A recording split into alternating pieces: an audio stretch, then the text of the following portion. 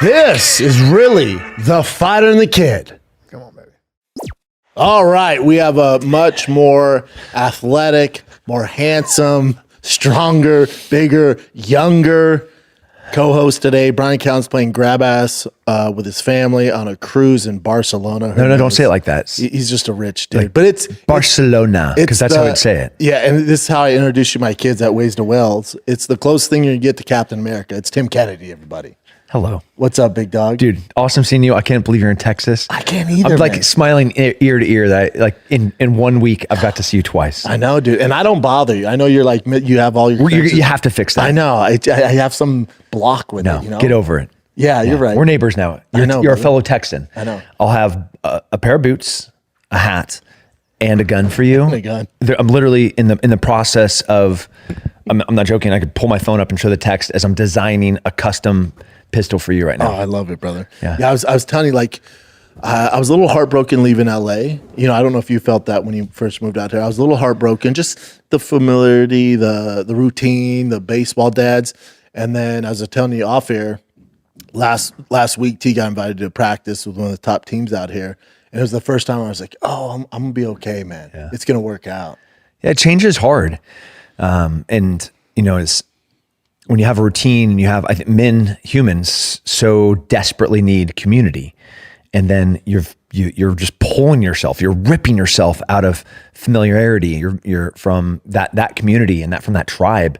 And, it's hard to who am I now? What is my identity? Yeah, and starting over and just like, all right, what do I do? And you're trying to figure it out and eventually you get there. But that's why I think you transition so good out of the UFC because you have community. Like you're one of the guys that you have so much going on, but you have these close communities. Yeah. So when you left the UFC, I was like, yeah, that's not all that Tim Kennedy. I'm good, man. I have this other stuff. Yeah, I mean, a lot of guys they're tied to that community, so when they leave, they're kind of in no man's land. Yeah, but I think you have that. You've had multiple careers. Yeah, you know, you had multiple transitions occupationally. But it's a different thing when it's the whole family. Big time. You know, because we as men, of course, are going to bear the burden of responsibility of, okay, I have to provide these things for them. And I love that like realization for you are like, oh, he's going to be just fine. Yeah. You know, yeah, they're flourishing. Yeah. The boys are, they're flourishing, man. And it's going to take a little time for the wife, you know? Yeah, she's doing well too because her mom's here. But I think I was more concerned about the kids. Like me and my wife will be fine. I'll figure it out. I've made big changes before and it always works out for the better. Whenever I'm scared to do something, it always works out. For the kids, I'm like, man, 9 and 5. I'm like, what are they going to do? They're friends. But dude, like this morning, I dropped them off at this elite baseball camp and there's all these kids. You don't know anybody. He's like, see, Dad? I was like, damn, look at this little dude go. Look at him go, man. Yeah. I love it. It's going to be better for him in the long run. You know? For sure. It's just better. The resources, I've never seen, we're high-level athletes, you know, we've seen a lot of success in a lot of different things. But the amount of available assets, resources, coaching, sincerity, people, the coaching especially, this is my new metric of measurement for everything, everywhere that I go is the kids' coaches here in Texas. Insane. They're just the greatest people. I don't blown away. Me too. Yeah. Like when I took T, and he's trying to find his fit. He's trying to find the team. And we met with this team, super high level team. I had no idea what we were getting into. And the coach is like former University of Texas baseball coach. The assistant coach played 10 years in the MLB. And I'm just like, this is for the 9U? Yeah. And he's like, yeah. And it's like that at every level here. Yeah. And you know, T's super nervous. You know, he's 9. It's a new team, new kids, and they're really good. So he's super nervous. They just took him to the side. They're like encouraging him the whole time. And then, you know, T sometimes, just like any 9-year-old, when he strikes out or makes an error, he'll get have an attitude a little bit, which I'm always like, dude, it's here. It's here. I don't care how athletic you are. For you to get to the next level, it's all about here. Yeah. Like there's a ton of athletic kids, but what are you going to do here? So that's all I work with him on. So when he gets an attitude, that's triggering for me. But the coaches, man, like where we came from, they really know how to deal with it. Yeah. They're like, he'll figure it out. No, the thing is, like, they're super sweet until they're not. Yeah. Texas, he's like, what are you doing? What is that? Yeah. And T's like, what? I can't do this. They're like, nobody. Nope. Look at the other kids. And it's another thing that you're going to experience lickety split is you as the parent. it is not our job to coach. It is our job to support. Facts. And they are going to, if you don't figure it out in a like super fast, those coaches will be like, hey, so you have one job on the sideline. Correct. You are to support your child. Encourage. 90% of kids quit their sports in the car with their parents leaving practice. 100%. You have one job, And support that I had kid. one parent say this. It was actually a mom where her husband was so overwhelming on the kid, and the kid's such a good player. This is in LA. And the mom, because the kid loved video games, and she goes, so you know how your son plays video games all the time? Dad's like, right. He's like, if you want him to quit playing video games so much, just treat him the same way you do in baseball. So when he's playing, go, no, not X. Oh, no, don't go left, go right. Just critique every move he makes in those video games. He'll stop in about 3 to 4 days. Because it's purgatory. It's the exact same thing in baseball. Yeah, Like you've taken the joy out of it. It's no longer a game. It's no longer fun. So criticize his PlayStation abilities. He'll stop playing if you want him to stop. And Same thing inversely, with baseball. just let him have his own agency and his own space for him to flourish on the field. Yeah. And then just watch that kid blossom. Yeah, man, nothing better. Dude, it's gonna be so fun. And I'm so pumped you're here. Oh, dude, brother, I'm so pumped. And it could be an off the air conversation, but with your son, with his lacrosse, like he's such an outlier, and just his mentality, like when it's hot, and how he's like, let's go, like let's see these other kids melt. Do you think he got that from you? Because obviously mentally you're such a maniac, right? In a good way. Like you're so mentally strong, and you look at all the shit you're doing. Did you think you passed that down to your son, or do you think he was born with that? No, definitely. I don't think grit.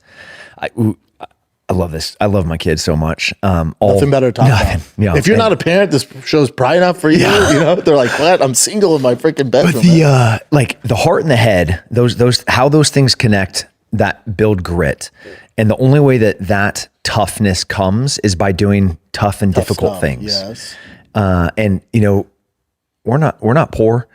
We could provide all of the comfort and laissez-faire lifestyle that would then breed the weakest, most useless flesh of offspring ever.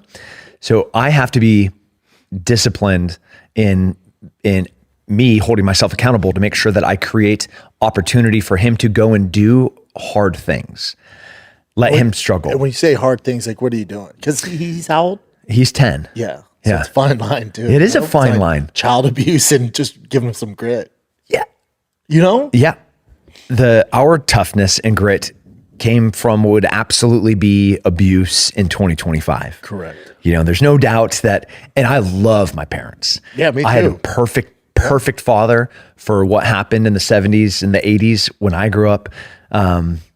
That was a different world. Yes. It's a different era. So creating difficult opportunities, like when I took him hunting in Southwest Texas, we're on foot in freezing cold temperatures at night, 100-degree temperatures in the day. Everything that we're eating and drinking is on our back. He's uncomfortable. Every moment was uncomfortable, and he's flourishing. He was there for it. That's great. Tomorrow morning, what's he going to do with me? Yeah. You guys are going to box. We're going to go box. Yeah. Am I going to hit him? Absolutely not.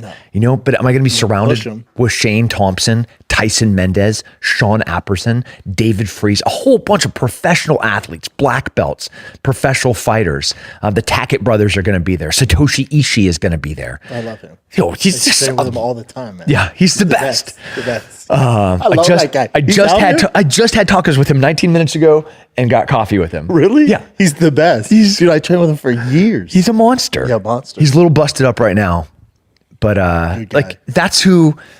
And, I was like, hey, what is your son doing tomorrow? Come and box with us. That's who's just gonna be surrounding him. I don't have to say anything to him, but I'm gonna have Satoshi Ishii, like whispering to a 10-year-old, like, you should hit that harder. Yeah. In Satoshi Ishii voice. He's a gold medalist in the Olympics. Yeah, you should probably listen to him. Yeah. Everything he does at the highest level. And then Shane, just the sweetest, I would trust Shane Steiner with everything and anything in my life, to include my son. Yeah. And everything that the Steiners touch, because of hard work and grit, turns to gold. Yeah. A lot of people say a lot of negative things about that family, like they get it so good, they've had it so easy.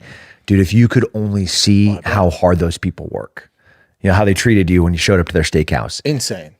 that's just who they are. Yeah. So then I'm going to have Shane sitting there with Rolo, your son, Tyler's son, and be like, that's the hardest jab you got in there. Yeah. So it just creates hardship in a pretty controlled and intentional way. Yeah, because I think my biggest fear is, baseball, because it's not physical. I'm like, man, he needs some adversity. Yeah. Granted, striking out or walking guys or having a bad game, like that's some adversity mentally. Yeah. I'm saying physical adversity is what he needs. Yeah. We'll yeah, you're the guy for the job. Don't waterboard him, but No, yeah, but we manufacture, and I hate that but I'm okay with it. We're going to curate and editorialize opportunities that are safe, where they can, find that strength and that agency and that grit. But it's in a safe environment, and they're surrounded by, and I don't know how it is for you. My kids don't listen to me. No, I'm not, which is wild. And so I have to check myself sometimes. On the coaching side. On the coaching side. No. I'm the idiot. It's like, but they'll listen to a guy who played 1 year of freaking Little League. Yeah. I'm like, oh, what do I know? I went professional in 2 different sports. What do I know? Listen to the guy who played high school baseball. Yeah. What do you know? What do I know?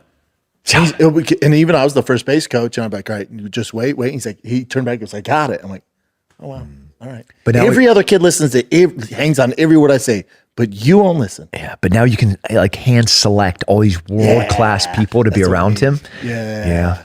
Yeah. So your kids don't even listen to you. No.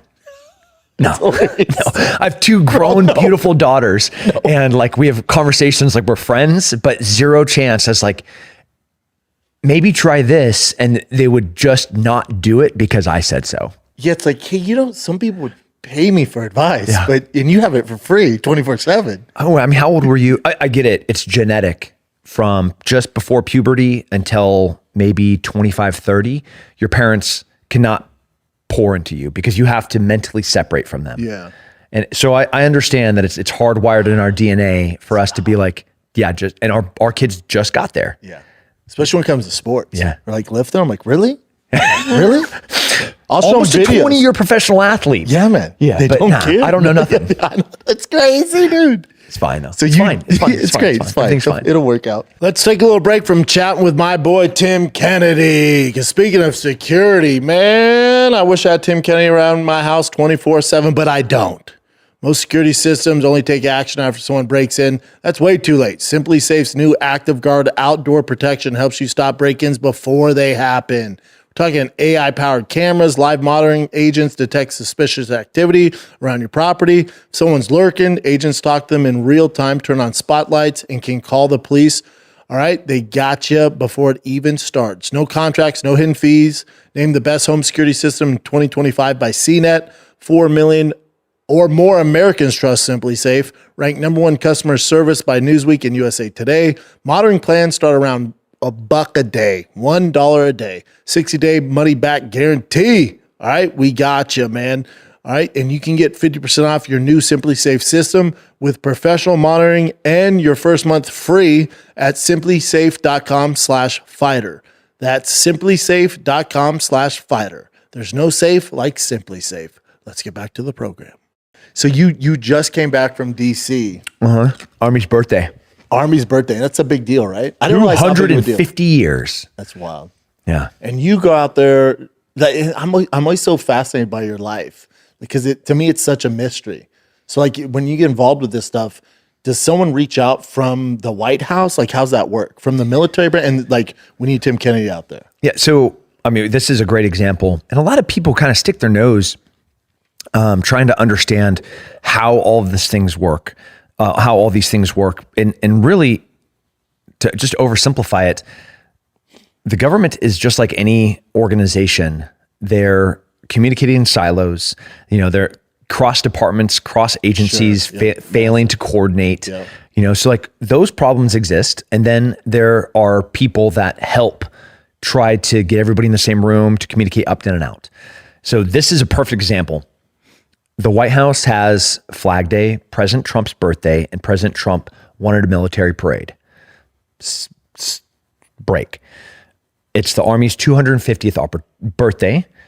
They also want to have a parade and celebrate this thing. So let's do those things together. Makes sense. Yeah, makes sense. But you'd think that the White House and the Department of Defense, specifically the Army, would like be communicating really effectively. Yeah. No. Even at that level. Not even at that level. No. Like the Pentagon talking to the White House, besides like, should we drop this bomb on top of these radicals out in the desert? Outside of that, no. Outside of that, no. Well, they got bigger fish to fry. Yeah. So it's like a parade party. Like, we're busy over here, man. So Someone like else figure it Fox out. News, Newsmax, NBC, everybody wants to be there, but who's going to do the coordination? Then who's going to coordinate with DC city to allow and permits and processing? Who's going to make the run a show? Who's going to be like getting the passes? Secret Service is going to have a say of this. Is Secret Service going to be giving 4-star generals the same access as White House personnel? Yeah. But so like it's just a cluster. And then also safety. Right. A great place to do some damage. And everybody's going to want to, like the No Kings protest. Don't get me started. Yeah. It's a mess.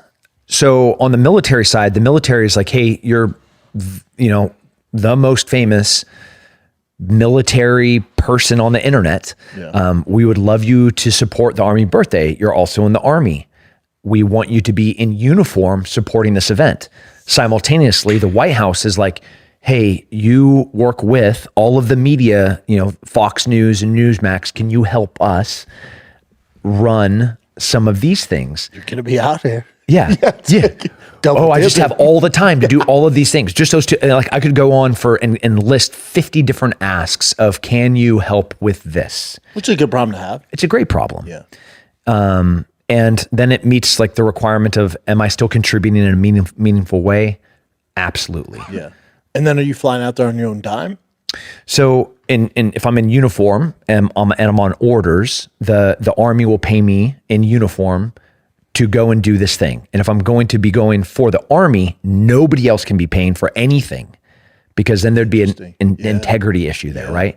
Like if I'm getting paid to go speak for Fox News, or I'm going to go do a public speaking engagement and the client is paying me to attend, but then I'm also on military, right? Super unethical. So do you have a manager or agent who handles that, or you're just dealing with this all yourself? All the above. And then I'm super transparent with all the bosses and all the entities and all the organizations to make sure that like I'm crossing every T and dotting every I, where if I'm in a specific capacity, there's no, commingling of funds. Yeah, there's none of that. No. And I'm like black and white on these things. Like you have to be. Yeah. And then I assume when you're out there, like, people are pretty high strung, because you also got Israel, Iran. That was shit going on. Yeah. You know what I'm saying? Yeah. I mean, that was kicking off on Thursday. Thursday, bud. And Friday is like having this parade. Bad. How bad? It's like bad bad because it could drag us into it, right? You're like the perfect guy to talk to about this. Yeah. I mean, and just to be clear, and people are like, yeah, no shit. Like I need Israel, Iran issues for dummies. I know they want to get rid of their nuclear bomb like capabilities, right? Yep. And that's kind of the whole goal. That was the goal of these strikes. 90 seconds. The Houthis, Hezbollah, and Hamas are all proxy wings of the Iranian military. Okay. So the three terrorist organizations that have been attacking Israel for the past 10 years, all of those are being funded by Iran. That's a problem. Yeah. So like the October terrorist attack, horrific, right? Funded by Iran. They paid about $200 million over the course of 4 years in preparation for this attack. So they were providing training and assets, resources for the October terrorist attack, funded by Iran. Jesus. Really bad, right? The goal was to make it so bad that Israel would respond disproportionate to what happened, disproportionate to like rape and torture and murder of like women and kids. So it would, what they wanted was to be dragged into a larger conflict in hopes of Hezbollah and the Houthis to join in. So then it's regional destabilization. Jesus. That was the goal. The less stable an area is, the more chaos, the more anarchy, the less security, the better it is for them and the worse it is for America. Yep. We as free trade, free market capitalists, if we have stability and security in a region, we get trade. Yep. And that's what we want. We want a stable world so we can do our thing. Make money. Make money. Yeah. They don't want that. They want the opposite of that, and they hate us and everything that we stand for. So Hamas, Hezbollah, and the Houthis all being funded by Iran. Iran, all the while, is developing a nuclear program. And if you just really simplify this to like baking a cake, okay, the cake is the nuclear program. You have to have the ingredients, the flour and the sugar and the butter, the oil. You have to have the cook that has the know to how to mix all the things. You have to have the equipment to mix it. You have to have the pan, you have to have the oven, and then you have to have the facility to do the baking. Mm-hmm. So like those are the four cornerstones of a program to make a cake. And that's what Israel's trying to take out, correct? Yeah. So Israel just effectively destroyed 3 of those 4 things. The information is still out there. Of course. Dark web, like how to enrich uranium, and that's all there. But if I destroy the facilities, the equipment, and the people, and the ingredients, and they're flying bombs through people's windows, and because if Iran has a nuclear program, weapon or energy, it will be, and they have said over and over and over again, that they will use it against Israel. This is not conjecture. They have said, made those threats. Not threat, like we will destroy Israel. So Israel, but it's like destroying that, it's just going to delay it. Now it might delay it 20 years, but it's just delaying. Yeah. I mean, the nuclear bomb's been around since 1945. Right. And 5 countries haven't. So delaying and impeding people's ability to be able to have that responsibility to pretty stable nations. And especially one that has been using proxy radicals to try to wipe you off the face of the planet. It's a problem. It's a problem. But the issue would be for Americans is dragging us into World War III, right? Yeah. I mean, that's what they want. That's what they want. Yeah. And that would happen if they attacked Israel. If they attacked Americans, and they tried. Last night over Erbil, we shot down Iranian drones that were looking to target American troops. And that's at the American embassy there? It was at a military base. Yeah. Love him, hate him. President Trump does not want to be in a prolonged war. He doesn't want a war. Yeah. But there is a military industrial complex that would love us to be dragged in. Yeah. A lot of money in it. Having just come out of 20 years of war, I've been in the military for 20 years. I'm pretty good on not going back to war. Knowing what you know about war and the stuff you've done, would you let your kiddos sign up for it? I mean, you're gonna have no control, but I'm just saying, if someone's like, "Hey, it's up to you, man," would you encourage them to do it? No, I don't want my kids to fight or ever see war. Right? No. Maybe a hard pass on that one. Hard pass, right? Yeah. Hard. I mean, but at the same time, the reason I ask you, because it's obviously not the war part, but the elite levels you've got to, the friends you've made, the networking, what you do now.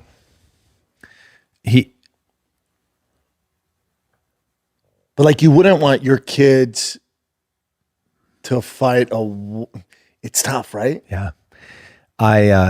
I've never been more proud of our military.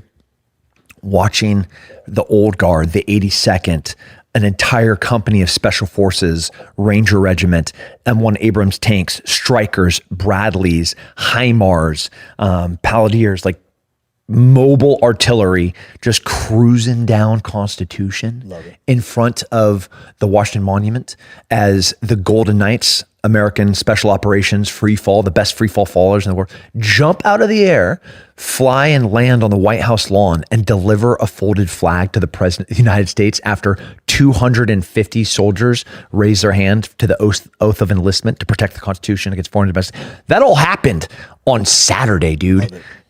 Like, love it. I love this country, and the military is so back. Yeah, it's back. It's back. It's back. And the whole world is looking at us like, oh shit, this is a different thing. Come get it. Yeah. It's such a deterrent for them to, everybody's like, oh, it cost $45 million to do this parade.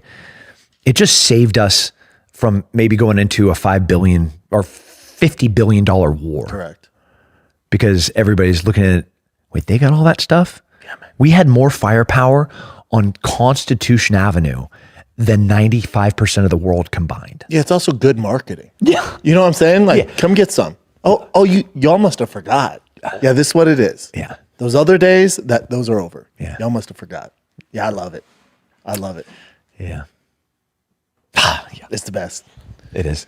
I almost missed Father's Day though. I was kind of pouty yesterday. Delayed flights, trying to come in from DC after all those people flew in there. So it was like the airports were a mess. And got in, barely got to see my kids, got in, give them kisses. That has to be tough for you too, because it comes with the territory with the job you do. You're probably gone a lot, right? Yeah. That was the thing I struggle with most with stand up and a lot of that stuff, and some of the other agreements I had as I was leaving so much, where my kids started to notice, especially once they started getting involved in sports. Like, hold up, you coach and you're not at the game? Like, no, bud, I got work. Yeah, that glove costs money. That bat costs money. That coach costs money. To be on this field costs money. But I was fortunate enough where I could stay home and still, afford that stuff. It's a fine balance of and every time that if I'm ever going to make money, it's not going to be in Texas. Like every once in a while, maybe I'll have a speaking opportunity in Dallas or Houston. But outside that, you're all over. Yeah. I mean, 90% of my ability to make money is traveling, advising, consulting. That's going to be in DC. That's going to be in New York. That's going to be, overseas. It's tough, man. It's hard. Yeah. I bet. But they're used to it. You figure it out. You have to have a balance because obviously your kids love you, Yeah, and I tell them like, if I had my wish and I had limitless resources, you'd never see me on another plane. Yeah. But for you to have a future and for you to have an opportunity, like dads have to work. Dads have to do this. Yeah. Great line at tacos so to my right was Shane Steiner, to my left was Tripp, across from me is Satoshi Ishii, Tyler from Archery Country. We need to get you a banging bow. Another thing you gotta have here in Texas is a good bow. Bow. Like Joe Rogan, Evan Hafer owned the bow shop with Tyler. Archery Country. It's like the best archery bow shop on the planet. And it's like just to be able to pull a bow anytime that you want in the backyard. It feels so good. But I was bragging about how awesome my wife is when I came home middle of the night after being gone in DC for a week on Father's Day. She's a good woman. It makes working so easy when you got a good woman. Yeah, to hold down the fort. Yeah. Yeah, man. And then it's everything. Want my ability to go and work because like I can do it with, I don't want to go and travel. I don't want to go and be away from them. But to come home to that, it makes it easy. Yeah, because everything's gonna be good. Mm-hmm. You're not gonna come home to chaos and that. Like she holds it down. Yeah. A good woman makes working easy. Yeah, especially for what you do, she'd have to be super special. Yeah.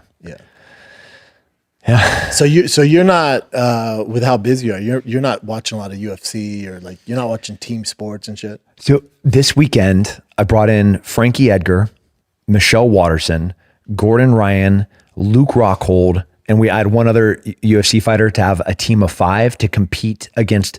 There are 20 teams that were fielded by the Army as the most fittest team. Interesting. And it was awesome. And it was CrossFit put the event together. It was brutal. Was it CrossFit like workout? Yeah. Oof. It was. I was gonna say, why don't you call your boy? But I ain't doing CrossFit. Oh, it was. You would have been perfect for it because it ended up being a ton of power. Love it. Hegseth and Secretary of Defense. I'm familiar with them. Yeah, he wants strong, like ox military again. He wants men to look the part. Yes. Like you should look at an American and be like, nah. Yeah, man, that's what we want. So he wants them all to look like you, just like just giant, like. So there's 10 100-pound sandbags, and you're in teams of 5. You had to grab the sandbags, move them about 25 meters while you're doing 10 rope climbs that about 10 meter tall. And then you go to a assault bike that has a fat deadlift bar with 500 pounds on it. And the only time that somebody can be pedaling to burn off the 100 calories is after you guys do 5 deadlifts and then hold it up. It's tough. It's tough. And this stuff starts adding up. How'd the UFC boys do? Not great. Yeah. I was just going to tell you, man, I'm in pretty good shape. That would be damn tough. Oh, we're only like a third way through the work,out. Oh, buddy. Yeah. And then you're jumping over these logs. And every time that you carry those sandbags down, you have to put it over this 3 meter tall log and then jumping over the log to then pick it back up and then carry it another 10 meters. Then they have this snake sandbag that has 5 70 to 100 pound sandbags inside of it, which makes it uneven. And all of you guys have to lift it to shoulder overhead and drop it. And you have to do it 10 times. After 10 of those, you do 10 burpees in unison and synchronization over the snake to then pick up the 10 sandbags and carry them back to the start point. Oh, I'm glad you didn't call me. Yeah. I felt like it was a straight bit. It was epic. Let's take a little break here, chatting with Tim Kennedy. Most gear gets built to look like it works. True work is different. It's built for real conditions, hot rooftops, quick turns, jobs that don't ease up, with sweat-wicking fabric, unrestricted movement, strength that holds firm under pressure. True Work helps you keep pace when it matters. All right? Every True Work product is engineered for maximum comfort, protection, efficiency, and minimum bulk or extra weight. They sent me these khakis. They're freaking fantastic. I even wear them out here in the Austin summer. It's great. All right. Denim and cotton canvas haven't changed much for over 200 years. True Work upgrades traditional classics by using the same fabrics worn by elite outdoor athletes. All right. True Work has over 50,000 5-star reviews.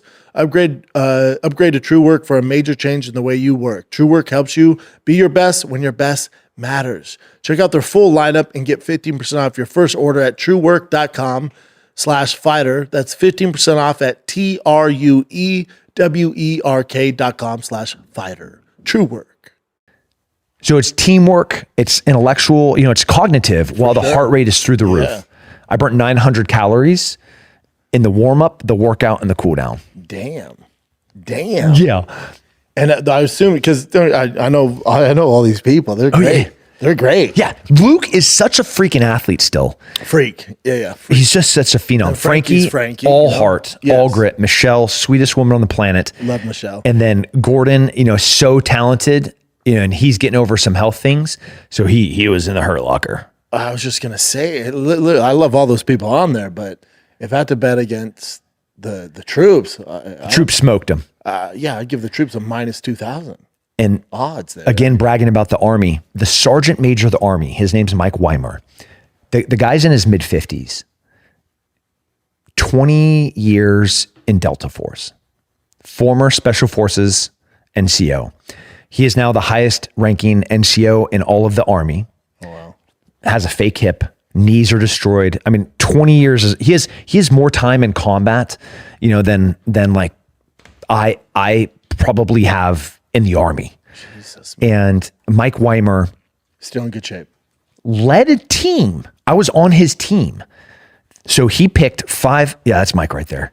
Yeah, Look at that guy. Tough, dude. I would follow him to the gates of hell. Jesus. Like wow. anywhere he wanted to go, he's just such an incredible leader. And another example of why this is a different thing. He in his 50s put together a team of generals and sergeant majors, and we as the 5 of us win against all the other teams. And what's your average age, you think? The average age of the team was 50. And you guys held your own. I think we were exactly middle of the pack. That's wild. That's impressive. Like our time was 13:04. We made 2 huge mistakes on the time. We were the very first team to do it. When you get to see somebody do a workout, Yeah. you're picking. We were the first team to go. That's tough. And we still finished 50% out of the whole entire field. Now, does the military know that those UFC guys aren't really going to do that great in it? Yeah, we knew. They knew what's up. Yeah. Okay. But again, It's not like they're watching like, geez, that's the UFC guys. It's like, it's really not a credit what we do. to Michelle and Luke and Gordon and Frankie, because they knew they weren't going to do well. I would hope so. Yeah, they know. That's tough. It's just not. That's not their area of expertise, but that is the area of expertise for military the military now. Love it. We're going to be fit. We're not going to be fat. We're going to be savage studs that are strong and powerful. That's what it should be. And now, not to brag, and I don't know if I could do it now. I still run now, but I remember I was coming off a loss. I was like in a dark space, and the UFC marketing team was like, "Hey, we have this thing." They flew us some remote location, in Nevada, and I don't know if it's Marines or Armies, but it was five. It was like me, Anthony Pettis, Henderson. I forget the other people there, but there was some hill or mountain that they run. But you have to, it was like 85 or 90 pounds, maybe more than that. They loaded you up like the troops. Yeah. And they're like, we want to see how you guys do. And I think I finished second best time. With like clearly the guy, if it was Army and Marines, whoever was their number one guy, I finished like, I want to say 3 seconds behind him at the time. And they were like baffled. Yeah. And I was like, it's just running with weight. And they're like, no, you don't understand. Yeah. It's like all we do. that's rare. Yeah. Yeah. You're a freak athlete. I loved it, man. Loved it. You're not normal. I know you know this, but like you're a great fighter. Yeah. But you're a great fighter because you're a great athlete. Yeah, I was an athlete before I was a fighter. I think right. That's the difference. And I not to like bring back kids back up. I'm building like good humans that are athletes, and then he can go play whatever sport he wants. You should be able to plug him in. He does Yeah. great. Like your son wants lacrosse, cool. Go play lacrosse. Baseball, yep, you got it. Yeah. I was supposed to be a swimmer until my dad very wisely, as a freshman, was like, bro, you're going to be 5'11", maybe 6 foot tops. Yeah, these guys aren't. If you got to find a different sport. Yeah. You know, but as an athlete first. So cool. I switched overnight. 100%. And athletes first. Like, my wife's from Mexico. She loves soccer, so she put kids into soccer when they're really young. And T's always been big, always 99 percentile. He's huge, and he's out there. He's kind of jogging. He's doing things, but he's getting real physical with them. And it was like towards the end of the game, he's on the sideline. I come on, I go, hey, let me talk to you, because I see him, and I'm like, you having fun? He's like, yeah, it's all right. I go, yeah, buddy, you're too big for soccer. This isn't your thing. It's fun that you have fun doing it. This isn't your thing. We got to sign you up for baseball, football. And he's like, all right, he's just an athlete, and you plug him in there. I'm like, you're too big to play soccer, dude. Yeah. It's just not. It's all good. Your mom means well. You're too fucking. Anybody can play soccer. I love sports where there's a barrier of entry of both physicality and technical difficulty. Yes. Lacrosse, big time. Hockey, baseball. Yep. Like these are like difficult, complex, compound movements. Yep. Watching a shortstop that like catches a ball off his right side off of a knee and spins around off of his other knee to like do a side arm throw to first base. Wow. You're just like, athlete. How about lacrosse with those kids? Just as good with your left and your right. Yeah. It's wild, man. Yeah. It's wild. I love Nothing better. Yeah, I love it. I love it. But back to the UFC. So will you watch? We still still pay attention to it, because there's guys that I'll talk to. I used to do shows with and they're UFC legends, but they won't watch any of it. Like I did a panel.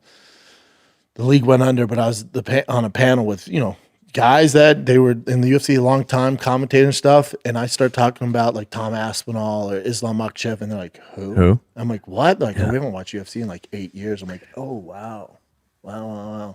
Yeah, no, I still mostly keep up, but because all of us were together, we were watching the fights in the apartment after the birthday. So the day in the morning we did the workout, competed, then we did awards ceremonies, Army festival.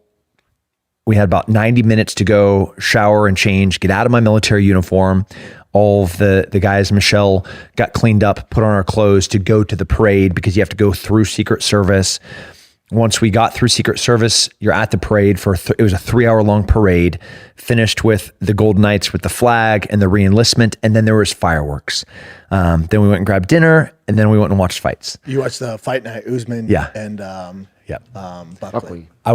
I had to show up like the call time for, Tim Kennedy, Master Sergeant Kennedy in uniform was like 4 a.m. So I didn't make it to the last fight. I'm just gonna be honest. I can't either. Yeah. And we're on the East Coast, especially out here. Yeah. Like on the Texas time, it's like by the time and my family loves UFC. We watch all of it.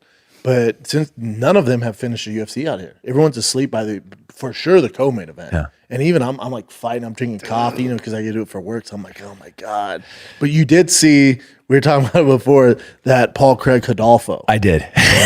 Watched it live, and then we watched that fight man an Oscar and argued about it for a long time. And what was the consensus? How'd you guys feel about it? This is, I got a lot of conflicting emotions. Because you've been through it. I mean, I've had dudes cheat against me. you're the perfect guy to talk to about it. So maybe I have some PTSD around, some trauma around guys cheating. That one was wild. Yeah. Yours is way worse. I mean, come on. Absolutely. It's not even close. Not in the same category. 100% that was an illegal strike. Correct. So he up-kicked a down opponent, and two angles of like the five. Thankfully, there's so many cameras in there now. Yeah, you're not getting away with it. No, everything that was, as we're looking at the fight on the right-hand side, you see that kick, and the guy's head whips around, and you see that heel go from his upper jaw across his temple as the guy then falls over. Then it gets weird. Yeah, it gets really weird. So we could just pause there before we see his Oscar-worthy performance. Because we're on the same vibe right now, where definitely an illegal move, illegal kick for sure. Yep.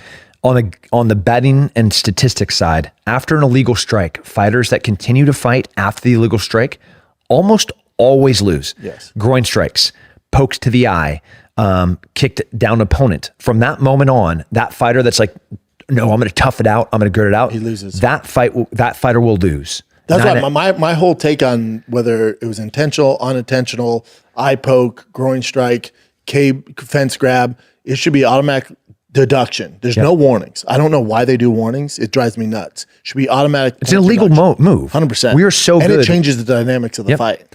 And statistically, 90% of the time, they lose. Yep. So knowing that, that's an illegal strike, absolutely disqualifying to kick up an opponent like that if that fighter cannot continue.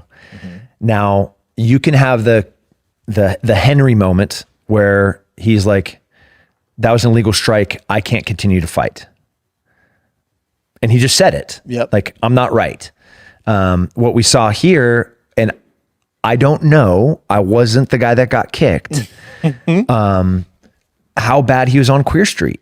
Yeah, but with your experience and my experience, I've seen guys get concussed. Yeah. And I know how they react and how the human body reacts. That didn't look right. I've never seen a human body react that way. That was pretty sus. The weird thing is he gets kicked, and granted, illegal for sure, didn't seem that hard, but then he looks at the ref as he's falling. He's like, what? And then hits the ground and then closes his eyes. Yep. And then it's just not how the human body reacts to. Here we go. Okay, 100% illegal kick. Yes. Right kick, right up to the head, right on the temple. That he's saying, and he came out with a statement. He said, so at first he was in concuss, and then we went back, his body shut down, and that's why he reacted that way. And temple strikes are different than a jaw punch. You know, you get the flash knockout, the concussion from a temple strike ends up, it's weird. Is it that weird? I've never seen it. I don't know. I've seen a lot of fights. I've seen a lot of fights. That was a little questionable. Never seen it, man. Should it be a no contest? Should he continue to fight after an illegal strike like that? In my opinion, no. But then what happens after that is like, yeah, I think my whole analysis on it, whether, you know, obviously illegal kick, if they want to take a point, continue the fight, that's on him. Yeah. But we blow that back up again. When I see that, when a guy has an out and he takes it, I go, man, he's never gonna be a top dog. It's over.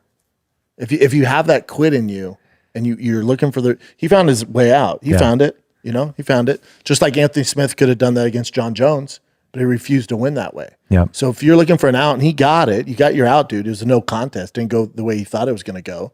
But when I see that, I'm like, man, he was a good prospect. It's like he's never gonna be a top dog.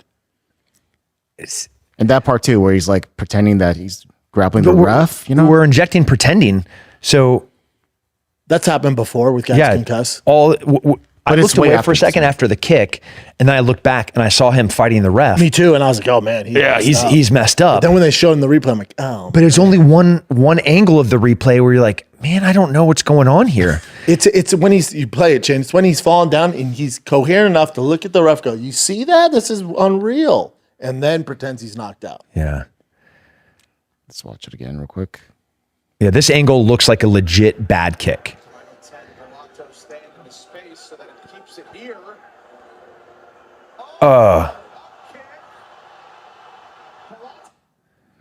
I don't know.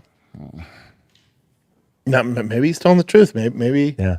it just looks like bad acting, and Yeah. he goes on to become champ. And I'm wrong, but On the Paul Craig side, like you can't can't do that. You can't do that. It's also tough because he was going up and down. So Yeah. it's also tough when you're in there too. When no pun intended, but when the bullets are live, like you're going through the motions, and you think he's going to come back down, he kicks, but Yeah. maybe he didn't know his knee was down. Like Paul Craig's been fighting for a hot second. He's a Yeah. veteran. He's beat some very good guys. I've never kicked a down opponent No, never. in 60 something variety of bouts from pancrase to MMA to UFC to IFL to W's. Like I've never kicked a down opponent. Never. No. I was trying to help him out there. Yeah. And but I also I got a ton of hate before I knocked out Yoel Romero. When I'm trying to grab him, my hand slips down and everybody's like, oh, look, Tim grabbed his glove. Well, watch it in real time, not in slow motion. And you'll see hands are going. There's no intent of me trying to grab grab his glove. I'm grabbing his wrist. Silly, man.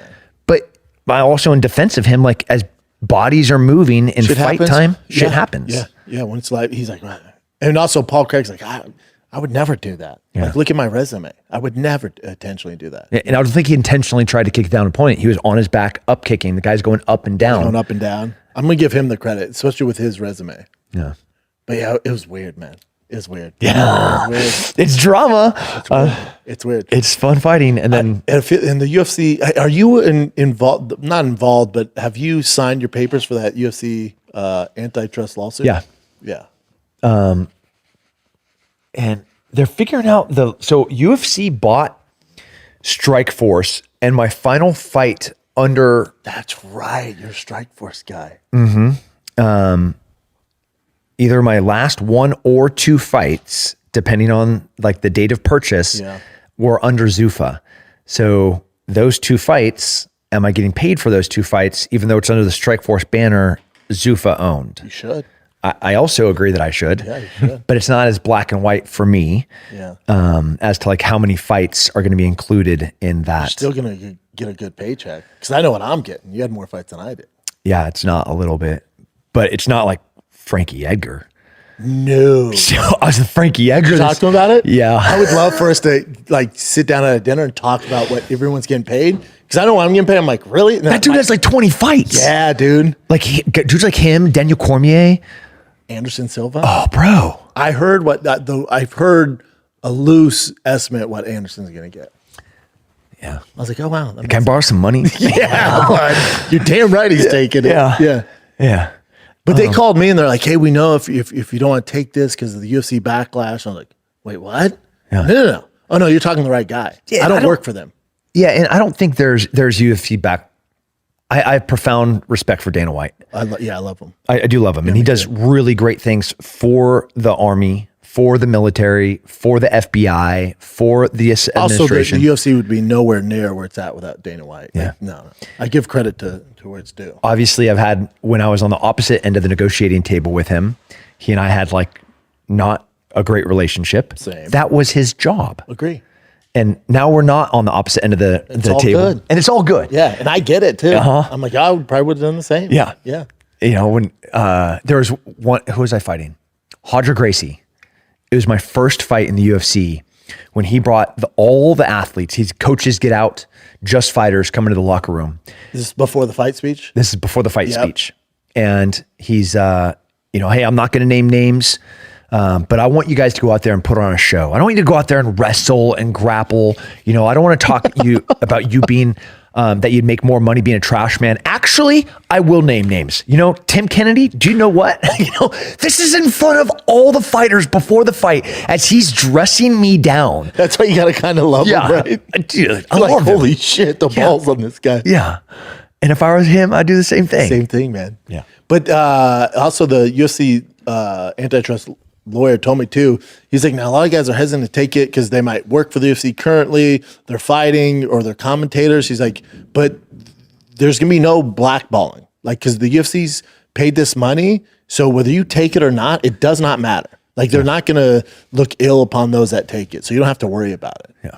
Yeah. Well, that's also the attorney telling us that, and he's getting whatever, like 40, 50, 60% of the whole he's thing. crushing it. Yeah. Like these guys. Yeah. It is interesting though, because the original lawsuit was for like 1.2 billion. They settled, I think, at like whatever 425 or 475. Yeah. Yeah. Listen, it could be better than nothing. You know, What do you think better about than Mark Hunt's lawsuit? nothing. That one's tough, right? It's tough. You know, his argument, he was fighting guys that during an era where nobody's supposed to be using performance enhancing drugs. Nobody's supposed to be.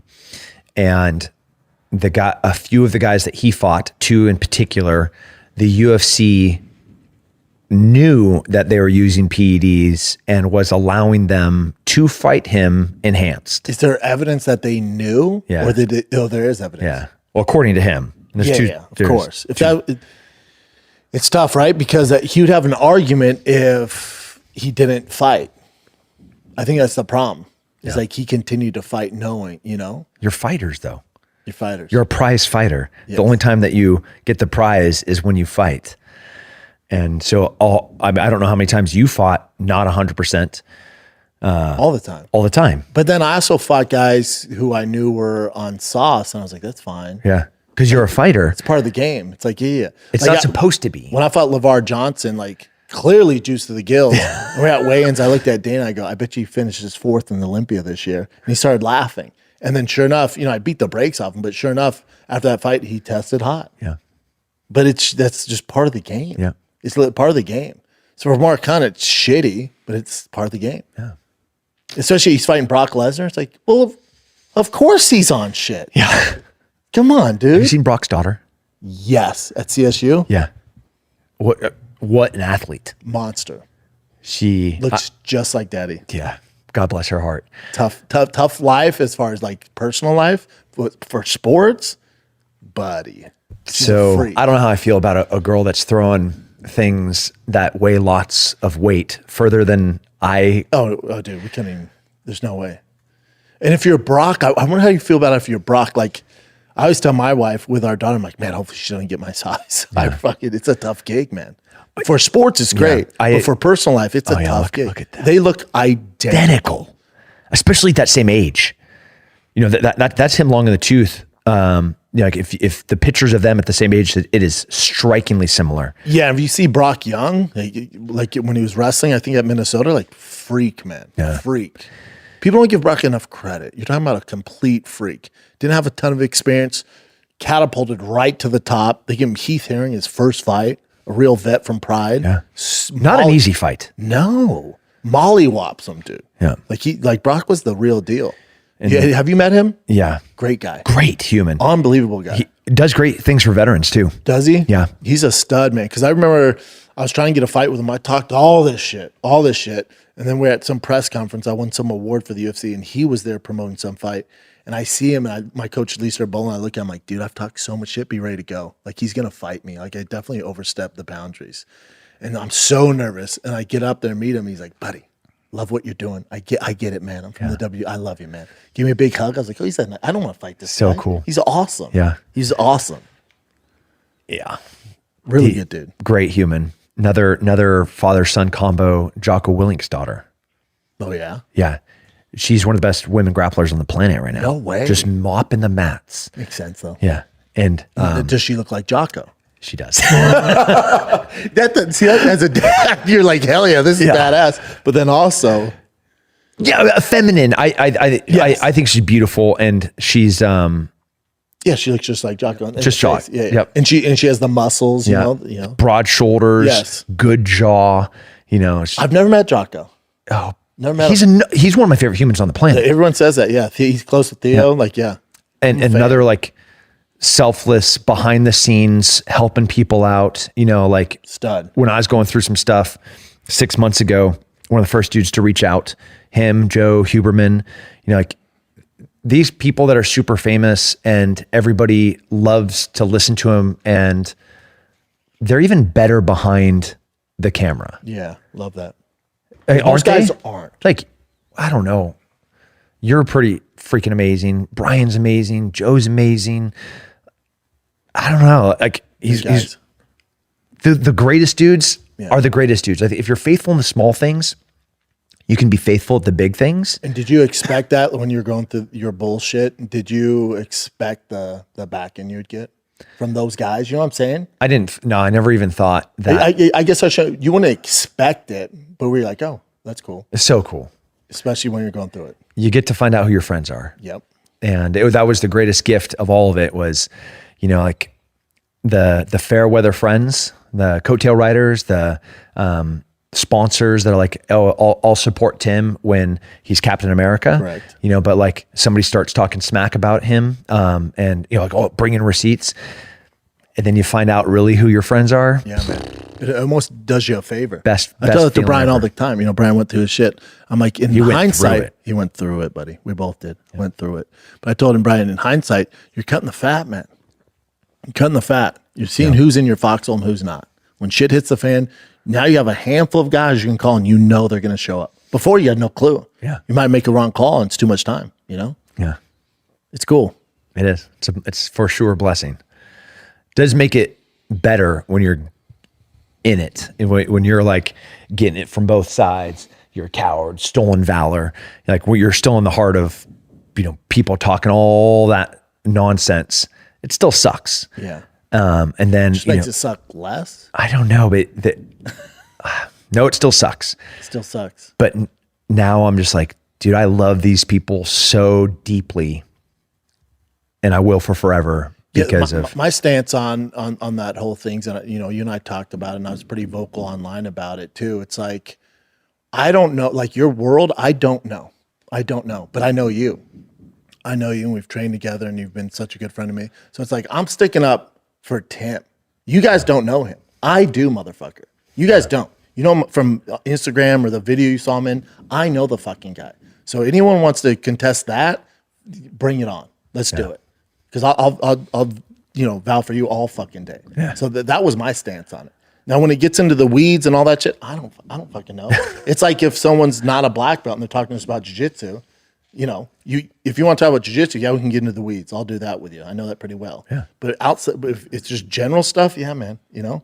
Remind me when we leave here to connect you directly to Victor Hugo. Yes, I just started communicating with him last week. Okay. You guys' number? I have his number. Okay. Yeah, we're supposed to set something up this week. And there's I'm a little nervous for it because, I've been I do a lot of training on my own. He's the and chillest. stuff like that. He's the coolest. That's what they said. He's like the, hey, I need to flow roll. I'm busted up. He's gonna be like, hey, I want to grapple. I mean, it's just because my whole thing is I can't afford to get hurt. No. You know what I'm saying? So many people get hurt. He is a world champion. Yep. The ego does not exist. Yeah. Like there's Victor Hugo, I'm here to compete. And then there's like, I run an academy. Yep. As I'm a professional gym owner and martial artist. So many people tell me this about like this is the perfect place because he just can't get hurt. Yeah, he's one of my favorite roles and makes me feel like a child. Yeah, I'm going to see him this week. Can you like the jiu-jitsu in Austin? Dude, wow. So you're going to go train with Victor Hugo, and then we'll go down to other Six Blades gym. We'll train with Shanti Ribeiro, Gordon Ryan, and Gary are opening their gym, which is about a mile from the other Six Blades gym. So cool. Obviously, we have B Team with Nicky Rodriguez and Craig Jones. You're right, and then we can go up to New Wave and train with Luke Griffin. So wild, dude. Yeah, Dan Herr's just coming back. My gym, I think I have 40 black belts. See, I didn't know you had a gym. I just thought you were bouncing around to all these gyms. I didn't know you run your own. I bounce around to these gyms. But you still have your I have gym. my Gracie Huamaida Cedar Park is my jiu-jitsu gym. There's another Gracie Huamaida South, which is Paulo Brandao, Hoyler. I'm a Hoyler and Paulo black belt under them. So my Gracie Huamaida, like the pyramid scheme that is Brazilian jiu-jitsu. Bro. Yeah, because technically I'd be a black belt under Henzo because That's a good black belt to have. Yeah. That's kind of cool. Well, it's pretty cool. Yeah, well, it's pretty but Henzo didn't give it to me. It was given to me by Mal Easton, who was a black belt under Henzo. And then we train at Henzo's, but then my black belt was awarded from a Henzo black belt, if that makes sense. Yeah. Yeah. Let's take a little break because dads, the Father's Day sale at Dry Fast All Gas is still going on through Wednesday. You get $5 off using the promo code DAD, $5 off anything on the site, anything you buy. Diesel Dad merch, Methylene Blue, Diesel Dad. I said that twice now, but still, the Diesel Dad merch is fire. You have the Dry Fast All Gas gear. We got new hats on there. We got a bunch of merch on there for you. Anything you buy on the site automatically enters you to win this badass TRX last call edition with over $50,000 in mods and $10,000 cash. Do it for your dad. Do it for your boyfriend. Do it for your mans. We got you. Go to dryfastallgas.com. Promo code's DAD for $5 off until Wednesday. Dryfastallgas.com. Good luck. Yeah, I'm a Hoyler Gracie black belt, but Hoyler and Paolo gave me my black belt. Yeah. You know, so like Hoyler tied around my waist, Big deal. but Paolo Brandao was my jiu-jitsu coach. Yes, gotcha. Yeah, so same Thing. Yeah, it's cool. That's Austin though. Yeah. And then you have these purple belts that are monsters. You always got to watch out for the purple belt. Yeah.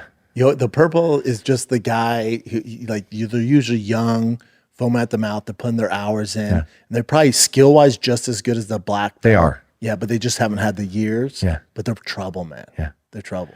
Yeah, a purple belt getting ready for competition. Besides the professional grapplers, Yes. they're the most dangerous grappler on the mats. By far. Yeah. Yeah. Yeah. Oh, I learned that a long time ago, brother.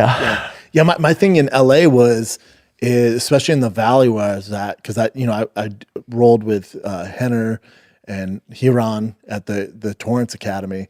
And then when I started rolling down where I'm at, it was like guys would go so hard. And I just went like, hey man, Dana White's not going to give you a contract if you tap me out. Like I'm literally just looking for work, man. So it was a fight. And eventually I was like, man, this just isn't what I want to do every day. Yeah, Marigelli's here too. He's just getting healthy again. We have Big Dan. Marigelli's another great role. Are you in a gi a lot? Just depends. Okay, because that's a gi academy. Yeah. I think they only have like one or two no gi classes. Oh, wow. Are you in a gi a lot? I'm almost exclusively in a gi. Yeah. I wrestle no gi. Yeah. Like this morning at boxing, we did, after the 20-minute warm up, we did 8 rounds of bag stuff. And then I did 3 or 4 rounds of wrestling no-gi stuff. Satoshi was there. William Tackett was there. Have you ever had Satoshi take you a ride? Oh yeah. I remember when I first started training with him, gold medalist in judo. If you let him get that underhook, I've seen him launch well-named guys. Just I love the body lock. Yeah. I love the clinch. It's like, put me in a phone booth and I'll fight. Dude, that was the easy I was button. shooting the lowest singles I possibly could on that guy, because if my hands went above his knees, you're going for a ride. you're going to get launched. Yeah, it took me a long time to learn how to shut that down. Yeah. A long time. It was like a Top Gun. Like I was inverted. Dude, I've seen big names, and we would all wait. Like the name would come in at Rain down there in Orange County, and we just wait, and then you'd see him going with Ishii, and we'd all just pretend to spar and just watch him go. Like, yes, I got does it to everybody. John Danaher was using me as a body for some of his MMA rounds, getting him ready for a few of his last fights, and that really solidified that I'm happy to be retired. Yeah, man. Yeah, but I'm gonna need to dust off the old joints and everything, get back in there, man. It's such a great on the guys like us that are well into. We still want to do it. We never want to get hurt. I never want to get hit in the head. I want to take care of my brain. I want to take care of my joints. But I love it still. Yeah. And I'm gonna love it for forever. Yep. So for that to happen, I have to have guys like you and Sean and Tyson, and Victor. Yep. Where they're gonna take care of you, man. Yeah. And they do take care of you. Yeah. And we're all there for the same reason. It's awesome. I can't wait, dude. I can't wait. All right, what do you got, Chin? All right, wait. I have a question for Tim. Hold on, before you ask, I have a question too. Mm-hmm. So with the Israel-Iran stuff, what happened to Ukraine? Oh, it's still going. Yeah, I know it's still, but the news just decides we're good. This is the new trendy thing. Don't get me started on the news. Like you're getting me fired up. Yeah, that's a completely. So the news, they just should take that. They have a sole purpose, which is to sell marketing. Correct. That is how their revenue works. Model. That's the business model. So for them to sell something, for them to sell ads, they have to have people tuning in. People tune in to fear. People tune in to drama. People turn into war and conflict. Yep. So the fresher, the newer, the scarier, the chance for escalation. Is America going to be dragged into this? Like the body's being dragged out. That's what they want. That's what they want. And it got boring. Yep. Drone warfare, trench warfare in Ukraine. Yep. But it's still very going on. 100%. Yeah. Wow. All right. Sorry, Jen. I forgot to ask that. It's all good. So you mentioned the glove thing, right? You're in the middle of a fight. Yep. Joao Romero glove thing. Yeah. Yep. So I always tell Brendan this. I feel like there's such an easy fix for that. Where how there's a glove and you do wrap the strap, right, with tape. Mm-hmm. But if you put that tape over the glove as well and onto your forearm, you kind of do. What? They kind of do. They kind of do. No, it goes usually up to here. You're saying like up to there? Yeah, but if you actually wrap it around your forearm to where it's on your skin and the glove, I think that would just solve that problem. Yeah, it doesn't happen very often. I know that's what Brendan was saying too. Is it's not that often, but I believe that would actually just solve the problem. It's not even a big deal. That duct tape on your arm hair would be pretty uncomfortable. Uncomfortable, I get that. Yeah. That's the one thing that I thought about. Yeah, and I don't know. The blatant glove grab, I don't think I've ever seen it. I've seen it a few times in the UFC, but I mean, it's very rare where they grab it. It's more like that. Yeah, you guys are in a scramble and you just accidentally grab it. I get that. Yeah. But while we're speaking of UFC, because you trained with John, were you at Jackson's when John was there? I was his second fight and his first training camp with Rashad is when I was there. So you're there during the heyday. I was there. And I keep trying to tell people, because I was there for his Gustafsson fight, and then right when I started, for the Ultimate Fighter, I was at Jackson's. And people, I always tell people, whatever you think about him as a person is whatever. But as far as a fighter goes, I've never seen anything like it. No. Never. He, in the existence of humans, you could take anyone in recorded history, you lock them in a room with John Jones, and they have to fight for the death. John Jones walks out every time, no matter who it is. Francis Ngannou. I don't care who. No, it doesn't matter. Drop any name. Peak John Jones is going to beat anybody. Goliath, the best I've ever seen. Yeah, I don't. But he's not like us when it comes to the training and the regiment and and having structure, but it works for him. Like that chaos kind of works. Don't get me wrong, he still put his hours in, but it was just different. And to me, his mental fortitude, where I was a guy, if I was a little off here, I'm like, oh man, maybe I shouldn't train today, or oh man, I need to do this rep. It's going to count when I'm in the octagon. He wasn't like that. Yeah, he believed in his skills, even if he had a 2-week training camp. Yeah, we got the Bo Nickel and the Brian Stan on this end of the spectrum. And then on this end of the spectrum, you have the Cowboy Cerrone. We'll just call it on this scale of 1 to 10, Cowboy down here and the perfection athlete over here. Counting every calorie, every minute of sleep, optimization of REM time during that sleep, how many training sessions they're going to have in a day, right? That's like the psycho perfect. And on this end, if something's off about the perfection of that camp, that is going to negatively affect their performance in the octagon. Yep. And then on this side, these guys are hopping on a boat or hopping on a jet ski or sitting on a snowmobile. They're riding on horseback, throwing tomahawks at each other. Not getting injured. Again, they don't care about anything. They don't care about anything. They are getting injured. Yeah, they're drinking, boys. Getting DUI on a boat and fighting a dude on the side. I know. And that cowboy grit thing, no matter what happens in the ring or in fight camp, it doesn't matter. Yeah, they're good. Because they're just a regular day. Both are super important. Yes. Obviously, perfection is number 5. Yep. Where you have enough of that cowboy John Jones thing. And then if we could get a little bit of I was an obsessive person off this side. Yeah. And I definitely had like the fight, but I was maybe like a 6 or a 7 on that scale.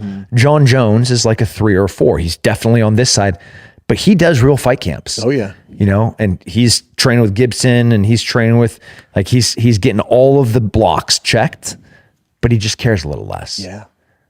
You It's know, what makes him super special. it's a rare thing when you get that number 5, Yep. that perfect balance of both. Yep. It's a Randy Couture. Oh yeah. You Oh, know, hell that's yeah. it's a Henry Cejudo. Yep. That's a Jose Aldo. Yep. That's an Anderson Silva. Yep. Facts. And they end up being the GOATs. Yeah, I know. Yeah.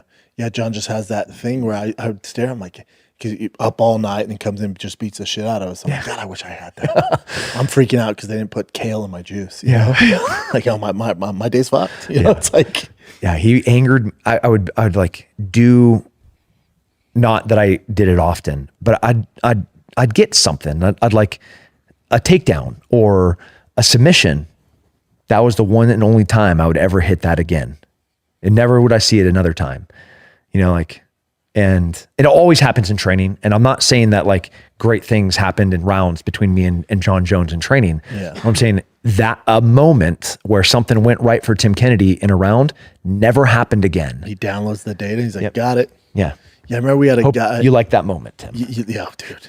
I remember there was a guy in the gym. I forget his name. He passed away. Him and his brother were wild boys, and they're at Jackson's. And it was me, Orlovsky, some other big names, and then these brothers. And the one brother, I was like, God, look at his energy. Look at what is he doing? And Winkle John was like, cocaine, bud. It's called cocaine. There's no pre-workout that's gonna make you act big like corn-fed white guy. Yeah, what was his name? that. Passed away. Yeah. And his brother was a wild boy too. His brother came to the UFC, but you know, they're just wild. But he was doing, which we weren't supposed to do, like he kept doing spinning back fist over and over and over. And me, Orlovsky, and these other guys were like, what the fuck? And he's kind of landing stuff. And he's just awkward, couldn't get him down. And then John goes in there. And we told him, like, hey, be careful, man. He's throwing all this stuff. And he goes, I got it. And just beat the shit out of the guy. Yeah. Like, he was like, what? Yeah. Okay. And just did his thing off probably 2 hours of sleep. I only got two fight camps with Rashad at the gym. I Love would have. Rashad. I love him Trained too. with him for a long time. Almost fought him at Madison Square Gardens. I would have loved to have fought him. Loved him as a training partner. He was the best. He was great. He also, you know, when you arrive in a new place, first time I got to Jackson's, you know, took me under the wing. Very first meal I had there was with him. He's like, no, come eat with me. And then we went out to Santa Fe. We got, you know, the vitamin enriched IV bags as a recovery. He's like, no, here's a great massage place. They hook us up with great. best, man. Yeah, it was great. They didn't need to do any of that stuff. Rashad, though, was the reason I made it an Ultimate Fighter because I was training with him. So he's the one who gave me that freaking golden ticket. And then when I first came to Jackson's, I stayed at Don Cerrone's house with him and Leonard Garcia. And Donald was just like, you know, Mr. Jackson's, and just let me stay at his house, took me under his wing. Like Cowboy's one of those guys you can rely on. Yeah. Cowboy's one of those guys. He is, I don't talk to him anywhere near as much as I should, but he is on a short list of maybe 5 guys that are my 3 o'clock friend, my 3 a.m. friend. Yep. And I know he will pick up 100%. And I know no matter what I ask him, he will do it. If it's like, and I mean anything, if I was like, Cowboy, I need your help right now. He would write me a check for whatever he had in the bank account. He's the man. If I need you to bury a body, he would bury a body. Yep. And people say that. Cowboy would do it. Cowboy would do it. Yep. He's just one of those dudes. Salt of the earth, the best. Yeah. Even I was, because me and him did the Mint 400 racing together. Yeah. Polaris down there. I wish I had that Polaris. Had a deal, was doing some promotional work for this team, and I spent months driving their car, driving the race car to get ready for the Mint 400. Flying for spec, you know, leave my family. It's this huge commitment. Flying for spec, and just the engine blew. And they didn't tell me. It blew the day before. They didn't tell me because they still wanted me for appearances and stuff. I was like, well, I'm here to race. And then me and Cowboy have the same sponsor. And we're doing this thing together. And he can tell I'm down. He's like, what's the matter? I'm like, dude, I can't race. All that time. And my brother's here. He's my co-pilot. Like, all that time, man, we're screwed. And he goes, I have a car you can use. I'm like, what? He goes, yeah, you can just use mine. I'm like, no, Cowboy, it's like so much money. He goes, don't worry about it. You didn't come down here to waste your time. You can use mine. Yeah. And let me race with him and his team. The best, dude. I love you, Cowboy Cerrone. Dude, fucking shout out to Cowboy. I love that guy. Yeah. The best. He's kicking ass, and that's why I got mad when I found out he's coming back for a fight, and he wants to get to 40 or 50, where the hell he's at. I got mad at him, and then he called me. And when he explains it to you, you're like, I get it, bud. I get it. I got you, bud. Yeah. I got you. I get it. He's like, I just have to get to that number, dude. It's big for me. It's all I want. I'm like, do your thing, man. I love him. Yeah. And he's not going to change. Never. No. And I don't want him to change. I don't want him to fight, Me neither. but I don't want him to change. And I don't know how to reconcile those two things. His kids' names are Danger and like Chaos or some shit. You know, it's like I named my kid wild stuff. Is Danger and like Savage or some shit. It's wild. Oh, we went out there on the weekend. Like had a hard training week. It's Saturday. It's supposed to be like a fun, like let loose day. I get out there and he has like guns, spears, and axes. And he had just built this huge 2x4 wall, and he had like balloons and we just went out there and started like chucking edged weapons. Yeah, that's Cowboy, man. Think how much fun his kids are having. Yeah. Yeah. His wife's awesome. Yeah. They're great. Yeah. It's good era. The best, man. He's UFC's got a little different now. Yeah. It's a little different. I'm not gonna say in a bad way. It's just a different time. I don't know if it's good or bad. And I know the UFC is an industry and the UFC is the brand now. Yes. We were the brand. We, as the athletes, now the fight promotion is leading up to an event, and that event is the product. They sell out before they even announce the card. Yeah. It's just different time. But now for the UFC, it's like, I get business. Do your thing, man. Yeah. It's the money. You're worth $1 billion. You're worth a lot of money now. Do your thing. Do you remember Lyoto Machida walking out in the gi and goosebumps, right? Like you could feel the energy in the whole, when Anderson Silva would walk out and he just starts moving, and like the the energy was contagious, and it was because of him, Connor. Solely because of him. But now that, again, business, so I get it. But now, they're mandatory 46 fights a year, fight night. So you're getting, 2-3 cards a month with a pay-per-view. Just the depth of the roster is 4x from what it was in our era. 4x, man. Like they're trimming fighters that are like 1 and 2. I know. In our era, like they're getting a lot of guys from Dana White Contender Series. They win one fight and then they're given these contracts, So you get put on one exciting fight from like a spinning whatever. We'll punch the ticket for this kid. I'd love to talk to those kids and be like, dude, it's a marathon, not a sprint, bud. Don't do it. Just wait. Yeah. It's just different time. Yeah. I don't know. We'll figure it out. I don't want to sound like the old fart. I know where the old guys Just criticize. I know. In my day, look at the heavyweight division. There's not a guy from the champ to number 3, those guys would be ranked, but the rest of them, not a chance. Not a chance. Not a chance. We had monsters, dude. Monsters. And I don't know what happened, because there's always this thing, like, I remember when I was fighting, like, dude, can you imagine kids when in 10 years from now, like, they're growing up with UFC and MMA, so they're going to be just disciplined in MMA, not just specialized in jiu-jitsu or wrestling or boxing. They're going to be just MMA. And these heavyweights, man, instead of going to the NFL, NBA, they're going to the UFC. It never came. It's fighting's just a different animal. Yeah. It just never came. When was the last time that you went to a fight? I went to one championship because I was working for them. I went to the one in Denver. Oh, and then I commentated a game bred bare knuckle. But as far as UFC, I haven't been to UFC in a hot second. I went to Francis Stipe in Boston, whatever that was, like 9 years ago. Yeah. Do you go to them? I've been to a couple of them. We should do a legacy event where That'd be cool. Especially here where we have so many.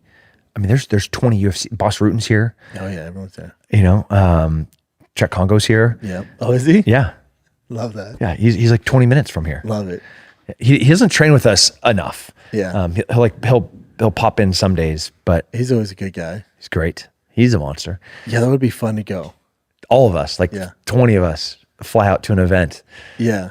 Maybe- Yeah, my heart rate definitely got up, especially when I was commentating for bare knuckle MMA, and you're just like, oh my God. And it was, who was it? It was JDS, Junior Dos Santos was fighting. I think it was for Doom. And I'm just sitting there like, good God, man. This is wild. He looked good.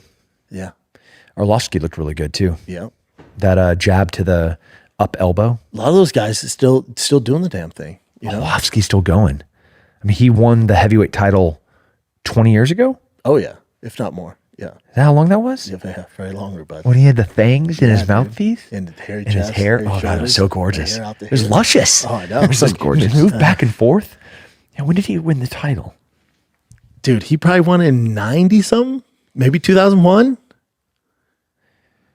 He's another great human. He's a shooter. Oh, yeah, that makes sense.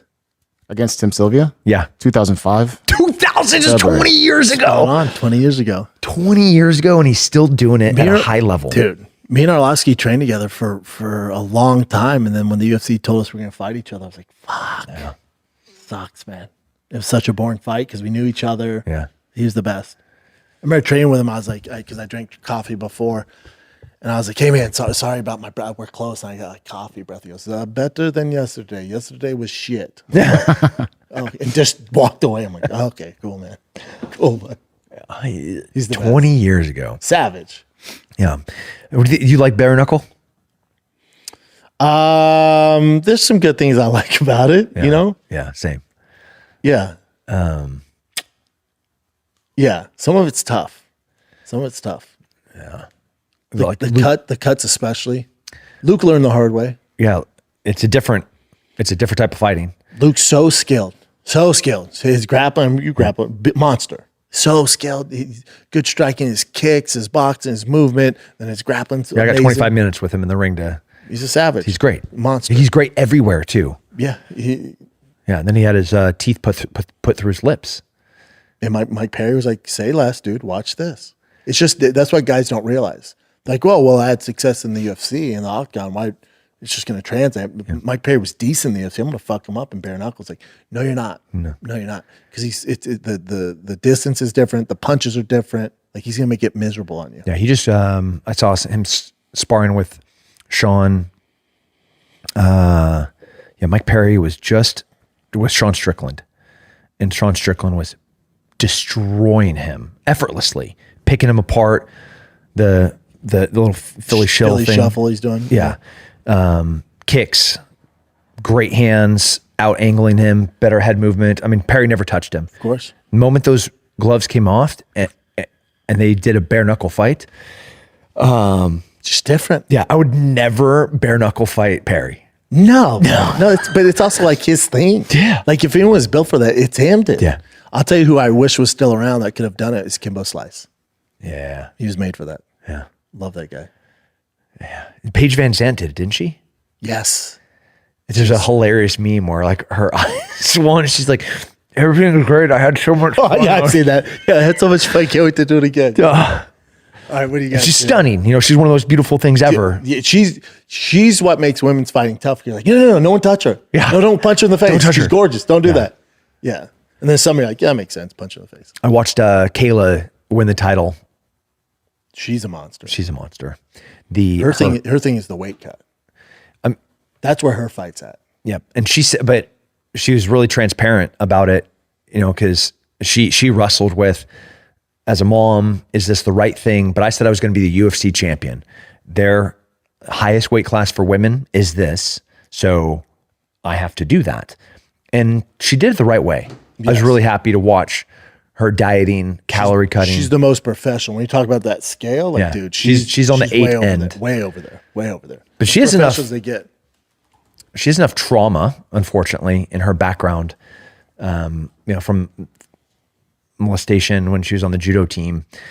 A lot of us are, that's the meme. So this is actually Taylor Starling, but yeah. Okay. It's hilarious. It was a crazy fight.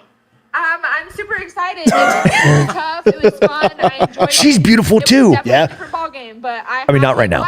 She's looking so Look at her hands. It's such a great time. Can't wait to get back in there. But with Kayla Harrison, like her fight's that weight cut.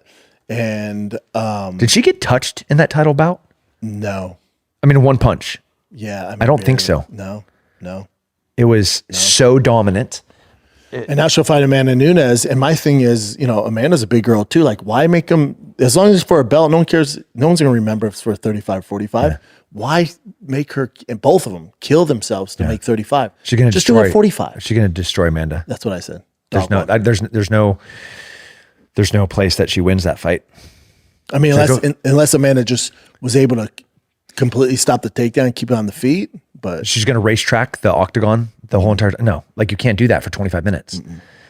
And I mean, Rhonda and Holly are a great example of. Correct. Like Holly did it perfect. Yep. And I think that was an anomaly. Yep, agree. All right, what do you got? I got to pee so bad. Can we take a break? Go ahead. Yeah, go for it.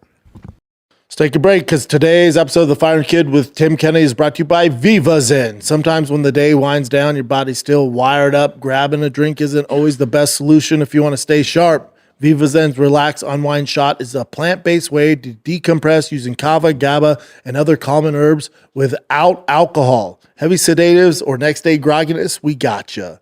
All right, I've tried it after a long day of recording and working out and dad life, and boy, it just takes the edge off naturally. Viva Zen has been trusted for over 12 years with over 600 million servings sold. Every batch is independently lab tested for quality and consistency.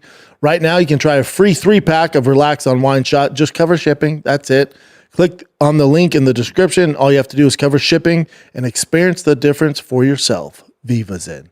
Let's get back to the program. It's just another wonderful thing. The law enforcement in Texas really care about enforcing the law. Yeah. Like criminals. real law. Yeah. Criminals. Yeah, like actual shit. Yeah, like, you know, they're, hey, go get new plates, man.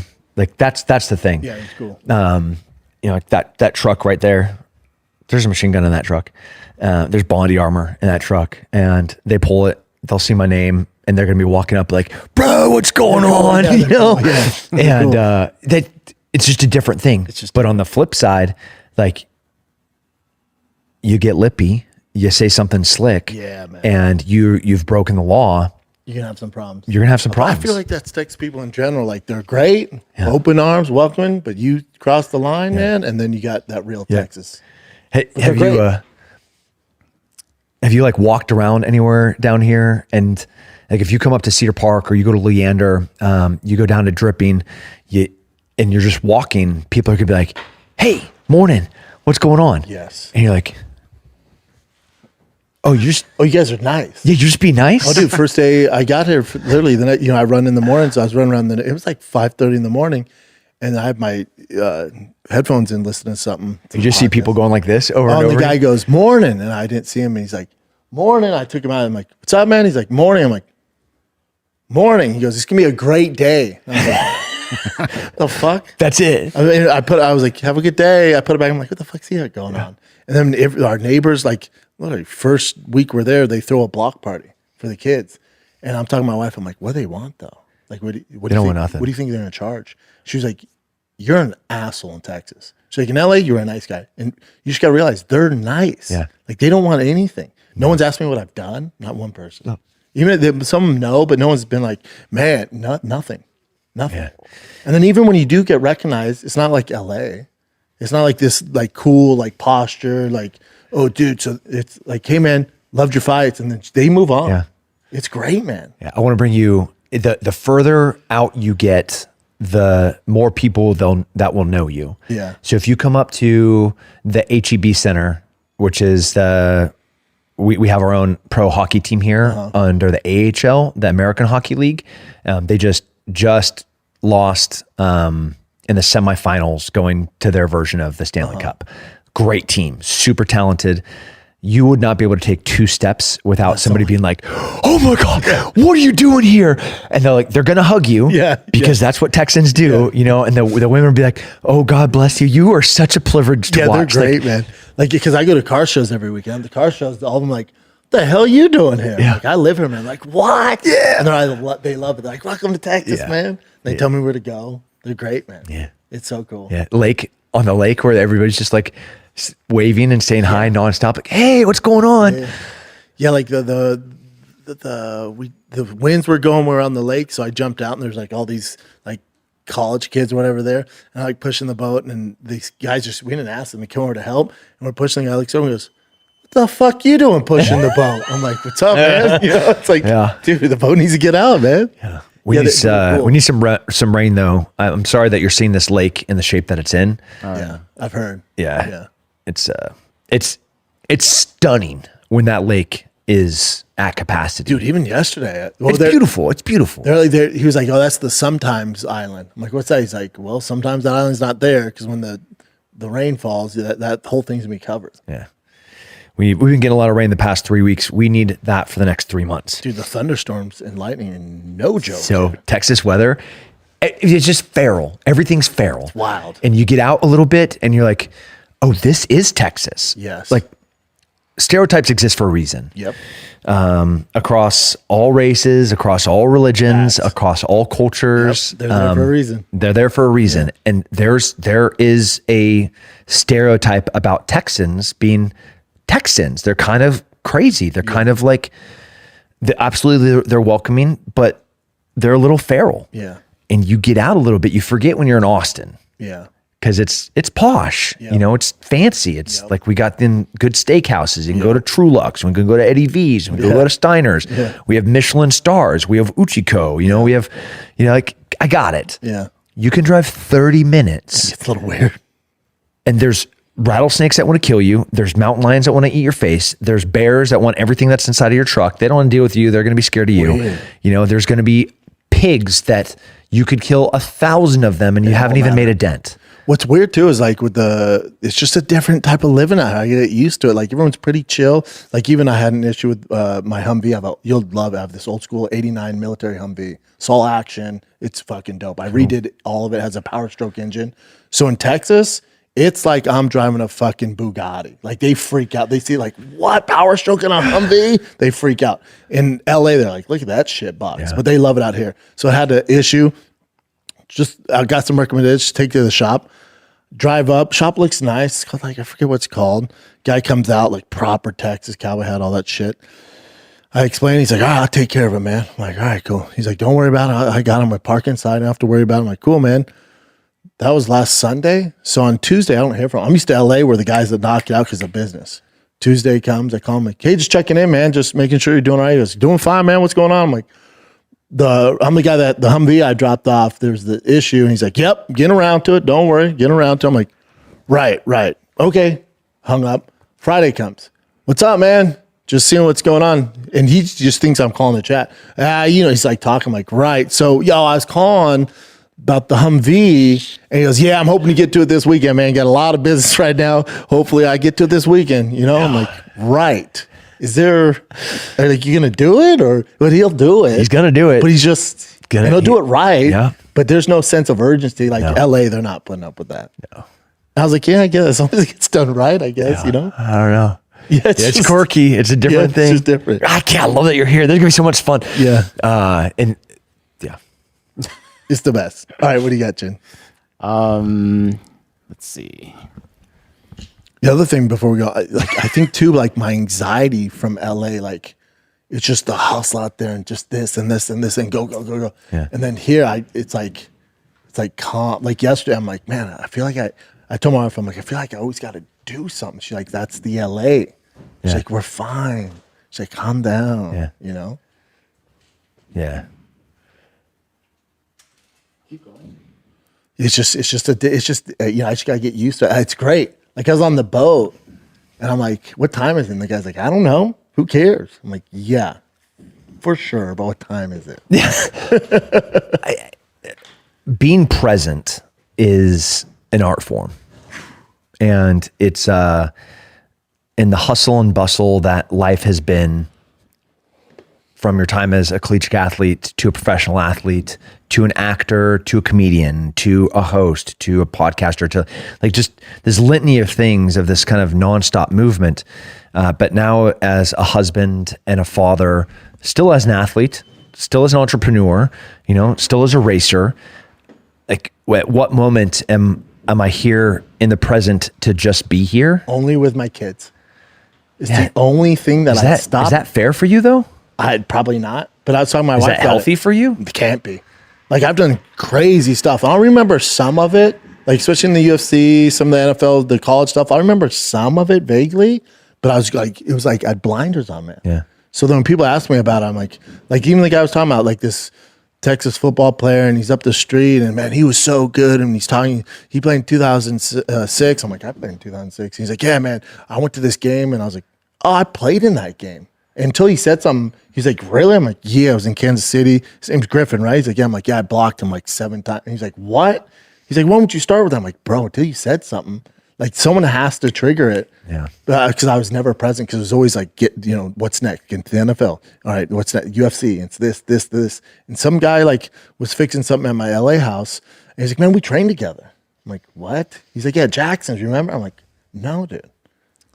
But when it comes to my kids, I could tell you what games he's won and lost, strikes, great plays. We're going to expand this. I know. I got to get better at it. And I think out here is going to help. Yeah. Because I have no choice. And there's also this romantic thing about being in the West.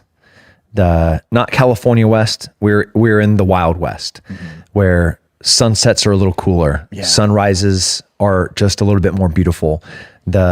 The stars, if you right now, having not assimilated and acclimated to being a Texan, if I took you down to Big Bend, it's one of the quietest and darkest places in the world, and in the United States it is, and you looked up at the stars, it would unnerve you. How far is that from here? 30 minutes. No, I'm just kidding. I was like, what? No, it's about it's a 6-hour drive. Still. And you would look up, you've never in your life seen stars that bright. And there's javelina running across, there's coyotes. And then you go into Marathon, and there's this little beatnik, super cute hotel that has an incredible barbecue place, a fantastic coffee shop. Sounds awesome. And you take what's right below us out there, and you can drive. There's ranches that are 120,000 acres. Jesus. You can drive all day and never see a fence. And are you good about being present? I'm trying. But through your UFC days, special forces, all the crazy shit you've done? No, for 30 years, right? I don't even remember. I could barely remember my name. I don't think you can, though. I think when you're flying at that, in that gear, there's no present. You can't. No. You can't like appreciate certain stuff. You have to rely, just like your stories, I had to rely on other people to tell me like what happened in moments and events. And I journaled for periods of times on and off, and I was using those for references, but like, I don't know. Yeah, I don't know. I can't tell you. Huh. Yeah, it's not good. Is it? I don't know. I don't know. I remember my first pro fight against Scott Smith, which was like the first sanctioned bout. Scott Smith was good. He was good. First fight. I lost it. I got cut. It's a tough fight. I had maybe 30 fights before that, and I can't tell you anything about 30 fights. Isn't that wild? Not concussed. No. I won them. But I think your brain like just is organizing things that way, you know? Like, nah, man, we got to keep going. Don't dwell on that. Yeah. It can't be good. No. All right. What is that big, huge scratch on your leg from? The table. No, this. Oh, that just happened? That just happened. That's when he. I was like, I'm going to pretend I'm not hurt. Because that's a good one. That's a good one. But it really hit it good. Bro. It's fine now, but when I was walking in the bathroom, I was all. I know, dude. It was hard. It was hard. You know one of them box jumps and you miss and it like rakes your shins? Yeah, that hurt. And your face turns pale and you're like, yeah, dude. That was a good one. I'm going to keep it together. Yeah. That's going to scar up without a doubt. Yeah. And there's like the duality of man here. On your right calf, you have this smiley face. Yeah. Means I'm cool, man. Yeah. On the right side of that left calf. And then on your right shin, you have this brutal scratch. Great. All right, what do you got, Jen? This episode of The Fire and Kid is brought to you by O'Reilly Auto Parts. Ow! And they're in the business of keeping your car on the road. That's what they want for you. They want your car on the road. O'Reilly Auto Parts offers friendly, helpful service and parts knowledge you need for all your maintenance and repairs. Whatever you're looking for, the team at O'Reilly Auto Parts got you. Whether you're a freaking expert with cars or a rookie, you'll find the employees at O'Reilly Auto Parts are knowledgeable, helpful, best of all, super friendly. All right, the professional parts people at O'Reilly Auto Parts are your one-stop shop for all things auto do-it-yourself. You can find what you need in-store or online. Stop by O'Reilly Auto Parts today. Visit them at O'ReillyAuto.com/fighter. That's O'ReillyAuto.com/fighter. O'Reilly. This episode of the Fire Kid is also brought to you by Progressive. It's brought to you by Progressive Insurance. You choose to hit play on this podcast today. Smart choice. We got Tim Kennedy on. Progressive loves to help people make smart choices. That's why they offer a tool called Auto Quote Explorer that allows you to compare your Progressive car insurance quote with rates from other companies. So if you save time on the research and you can enjoy savings when you choose the best rate for you. Give it a try after this episode at progressive.com. Progressive Casualty Insurance Company affiliates, not available in all states or situations. Prices vary based on how you buy Progressive. This summer, Pluto TV is exploding with thousands of free movies. Summer of Cinema is here. Feel the explosive action all summer long with movies like Gladiator, Mission Impossible, Beverly Hills Cop, Good Burger, and Transformers: Dark of the Moon. Bring the action with you and stream for free from all your favorite devices. Pluto TV. Stream now. Pay never. Oh, 11 Alpha. What's that? 11 Alpha. 11. Okay, yeah. So you know about this then. Bro, 272 people on board this flight. 271 people die. One guy in seat 11 Alpha survives.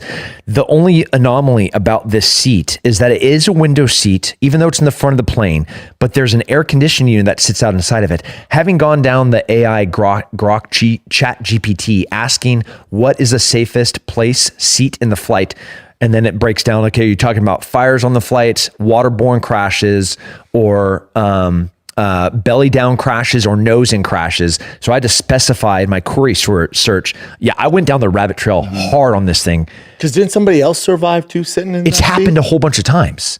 Well, that seat's going to be so expensive. It's not just the 11 Alpha. It's so statistically, the best place to be seated is 3/4 of the way back in a middle seat. Oh, interesting.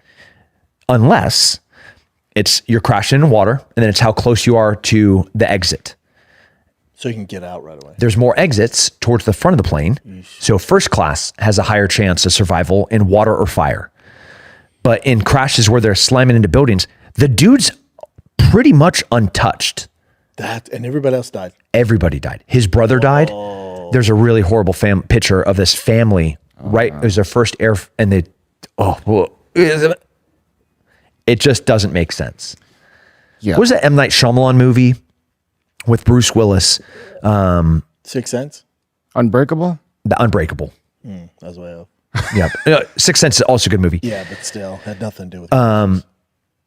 And he survived this car wreck, and there's like this superhuman, like on the spectrum of humanity, right? We have marathoners and power wrestlers. We have the Brian Shaws and the Brian Callens. We have the Brendan Schaubs and the John Joneses, and then we have Brock Lesnar's daughter. Yeah, you know, like humans are just so. So are these like superheroes that are these not mutants, but such a unique adaptation, a mutation of being human that they can do these extraordinary things. It's like, we can't explain why this person survived. But the only thing is you could explain it because it's that seat. If there's been other people that in crash, It's not a number thing. It's not like there's an Wait, 11 is it a Alpha. location? The location statistically doesn't support the middle seat 3/4 the way back that has the highest survivability. But even ChatGPT and Grok went back and forth, and I was like copying, pasting from each of them and making them argue with each other. And both of them were like, well, under this circumstance, in this instance, in this example, in this, and they couldn't even figure out variables. And I said, in given every data available about aircraft crashes, where is the safest seat on a plane? And it couldn't do it. I know everybody's. I wonder if this is just like a once in a lifetime situation where he just somehow got fortunate. Something zigged when it should have zagged, and it protected him. It's so wild that it's over 200, almost 300 people, and only one person survives. Yeah, look at him. Fairly decent. Like He's that. all but fine. I think he has survivor's remorse. And this is the only thing I saw. Survivor guilt, man. That's worst. something that's something that's absolutely real too. It's the survivor's worst. guilt. But yeah, so this is like a Thai singer. Apparently, he had the same seat back like 20 something years ago. Survived it, and then as soon as he saw this, he's like, "What the heck? Same seat." It's like that movie Final Destination. But I could have sworn I heard other people as well saying that. See, confirmation bias is a really dangerous thing where we see this outlier, this anomaly about this one number. But if you're intentionally looking for the reoccurrence of that 11A and other things, that's not like a healthy data cross section of what's that is us looking for data that supports it, right? Like There's a I term think for it too, right? There's confirmation bias. No, but there's like a woman's name that has that. Karen? No, like it's the Karen anomaly. Like, are all Karens bitches? Yes. I don't know if I know any Karens. Yeah, but what happens is like we've met a couple of Karens, and then we always look for examples. All bad, yeah. But then we also look like oh, that's a Karen. Let me look for that girl to do something mean. Yep. Of course she's a Karen. Yep. You know, like no, of course they're not. Yeah. You know, like are all Chad sluts? You know, no. They're like, but stereotypes exist for a reason. Yeah. What you said before. Yeah. So there's this on the law enforcement side where if I am looking for evidence to support this thing or this idea I have about why or how this crime went down, that's not real investigative work. Correct. Right? I have to take all the information Yeah. and then that becomes evidence. Which has to be tough to do, man. Very difficult compared to like this.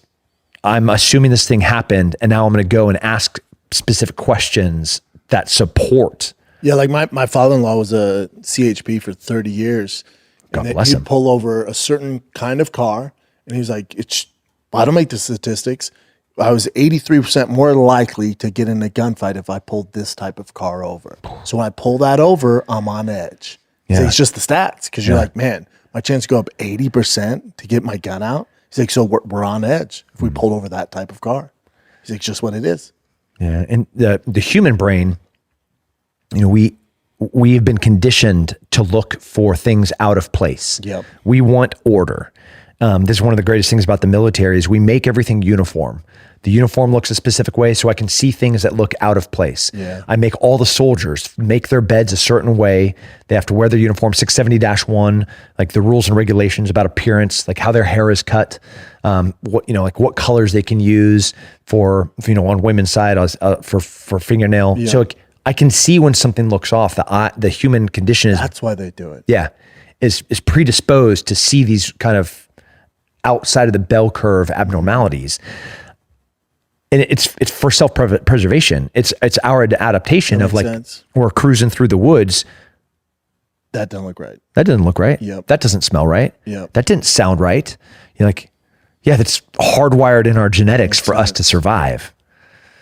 But then there's things like this where some dude. How often does he go to church? That could help, Maybe he's closer to heaven than we think, Or everybody on that plane or somebody on that plane had the cure for cancer or have you gone down this rabbit hole? Mm-mm. How many times a scientist or an engineer around two specific things, curing cancer and renewable energy, how many times somebody has said that they have one of those two things and then the plane crashes around those two statements? Yikes. Are you a big conspiracy guy? Oh yeah. But I'm batting 1,000. But are you? So take that word away. First of all, that phrase was designed by the CIA. Correct. So, and how many times has conspiracy been in the news? I'm batting 1,000 right now. Are you? I mean, like COVID, 100%. Like I call it everything. The vaccine, been right about everything. But how far do you go with it? Like flat Earth? No. No. September 11th? Yeah. No. Captain America tells me. I did not say that like 9/11 is conspiracy theory. I think there's some fishy things. Just like the Trump assassination, was the government complicit? Absolutely. Were they intentionally negligent? Absolutely. Were there Secret Service agents that were like taking a guy and placing him on a roof with a clear line of sight? No. But they turned a blind eye to it, and they were privy to that happening. And if there's enough of those things that have happened, like the fires in Hawaii, the fires in Los Angeles, it just took enough negligence. And as a business owner, if I am that negligent, I am liable for being. It's as if I was complicit. Yeah. Like you can sue me for me being so bad at a thing. Yep. We can't do that with the government, unfortunately. But when you look at the government's level of negligence, that line has moved into them being complicit. And regarding September 11th, and I don't want to get you in any trouble, but regarding September 11th, with their negligence, the point would be just to start a war?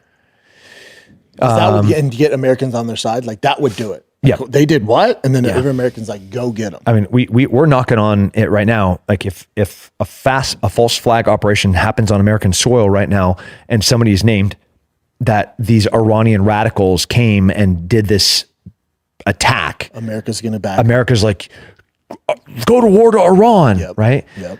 Like, He gets them on their is side. Israel not incentivized to facilitate some radicals doing a terrorist attack on American soil? Is the military-industrial complex, the American military-industrial complex, are they not incentivized to facilitate? You're scaring me, man. I mean, I know. let's call a spade here. I know, bud. If this happens, Cowboy, come and protect me. Yeah, I'm going Because I'm going to your they're house. coming for me. That's wild, dude. Sheesh. Actually, I bet you in the next. Something's going to happen. I mean, they're going to try, and Why wouldn't they? yeah. And there's just a few bad apples, maybe a few or maybe a bunch in those systems to take a blind eye to it, because they know if it does happen, it's actually good for business.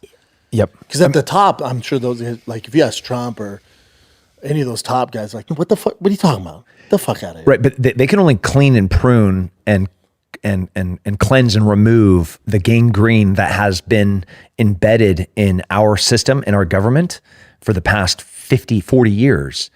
I mean, the FBI, our intelligence agencies, they have been captured entities. You look at poor RFK right now, him coming into the Department of Homeland, the Health and Human Services. When you look at the CIA, or I'm mixing up to intelligence and health. If you look at Kennedy with Health and Human Services, where he's going through Medicare, Medicaid under him, you're going through the CDC, FDA, NIH, all under him.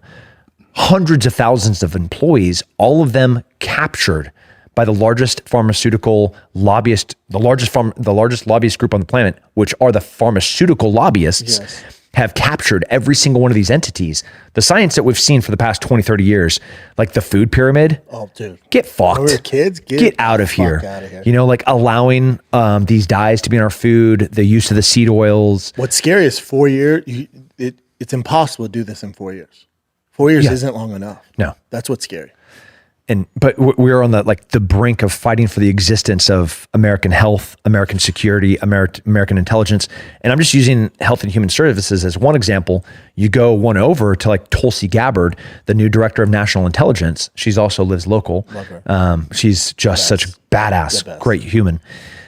That poor woman having to go through every single intelligence organization, and there's a dozen that fall underneath her, and how long these bureaucrats and professional government people, non-appointed, non-elected, and they want war.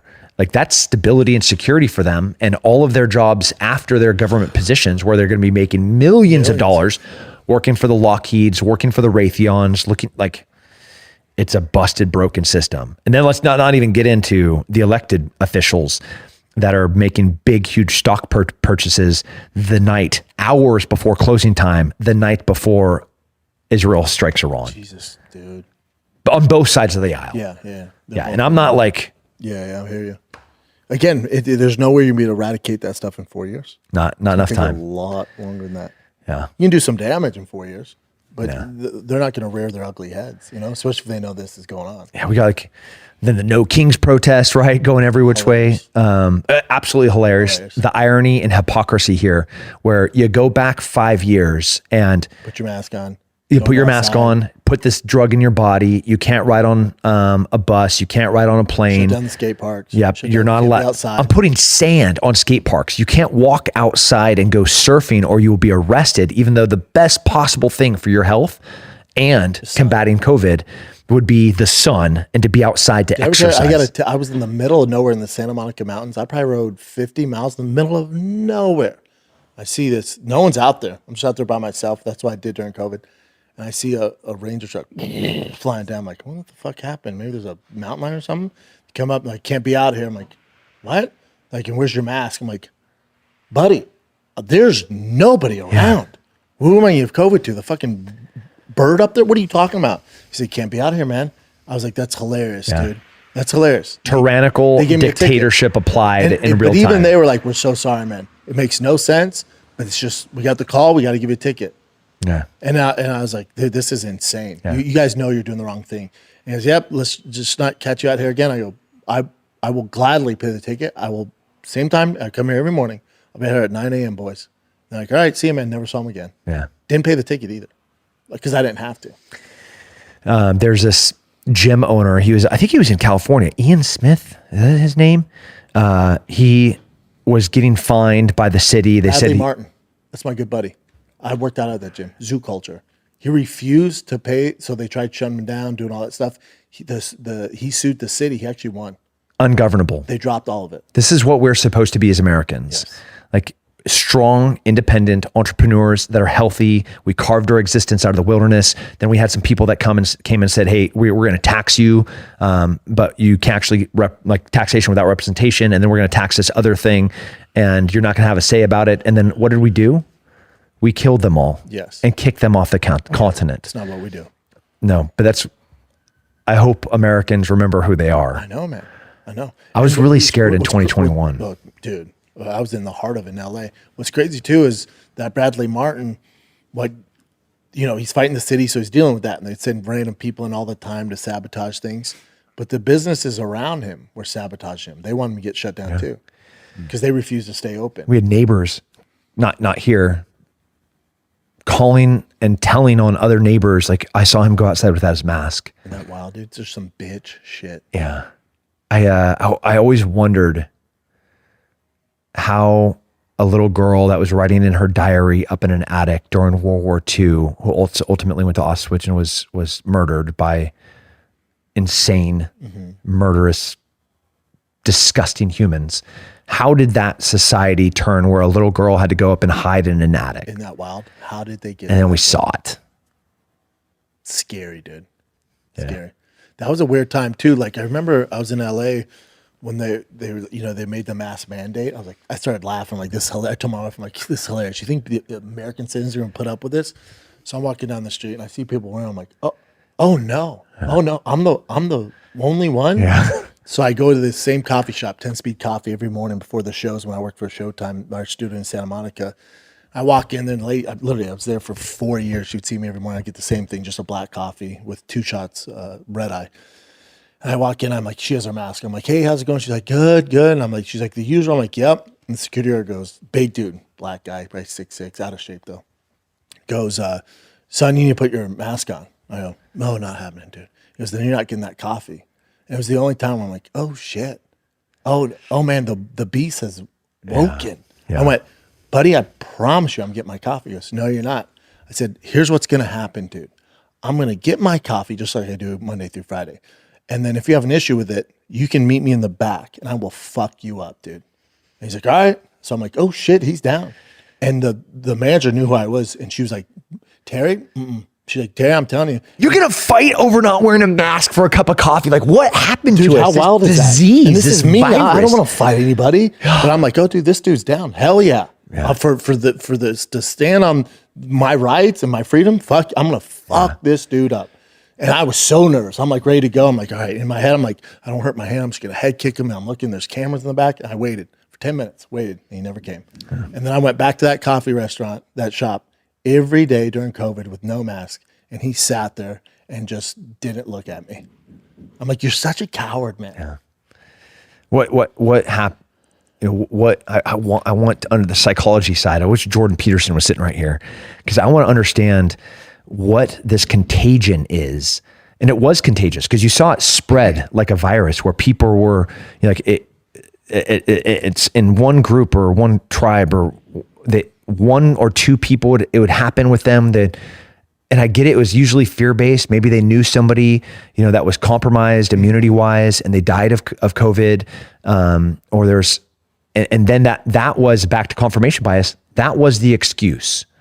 And then you're a killer that's killing their friends because you wouldn't wear your mask. And you're the enemy. You're the problem. And immediately it was flipped. The script had been broke flipped. families, dude. Like you, my family. Like we had a family member come, and I have an uncle that won't talk to me. Same.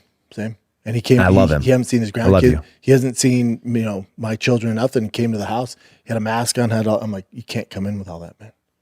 He's like, good. No, I'm not coming. I'm like, all right, bud, that's fine. It's insane, dude. Yeah. Because my kids, in Timothy, it says that we were not born or made with a spirit of fear, but of sound mind and discipline. Yeah. Like my kids are not going to know fear. Like he's going to get the butterflies when it's they just lost a championship this weekend, and again made it to the finals. How's he handle losses? Not great. Yeah. He hates them. Yeah. Crying? Frustrated. That means he cares. Yeah. Yeah. It's all the right thing. Yeah, it's all the right. I tell my wife, because my son don't let the process happen, woman. Like if he's crying, he's upset because he cares. Yeah. Now, if he's going around like, Dad, you getting ice cream? What are you doing? Playing with his buddies? Yeah. Like, he doesn't care. Yeah. You want him to care. But I do support, even in a loss. Like, do you want to go get ice cream? No. No, we're actually going to go get something because I saw how hard you tried. Correct. Like we're going to go celebrate 100%. because how hard you worked. 100%. I saw you force that turnover. I saw you grit. I saw those defensemen coming and double teaming you. Yep. And you still did your that's thing. what I saw. Yeah.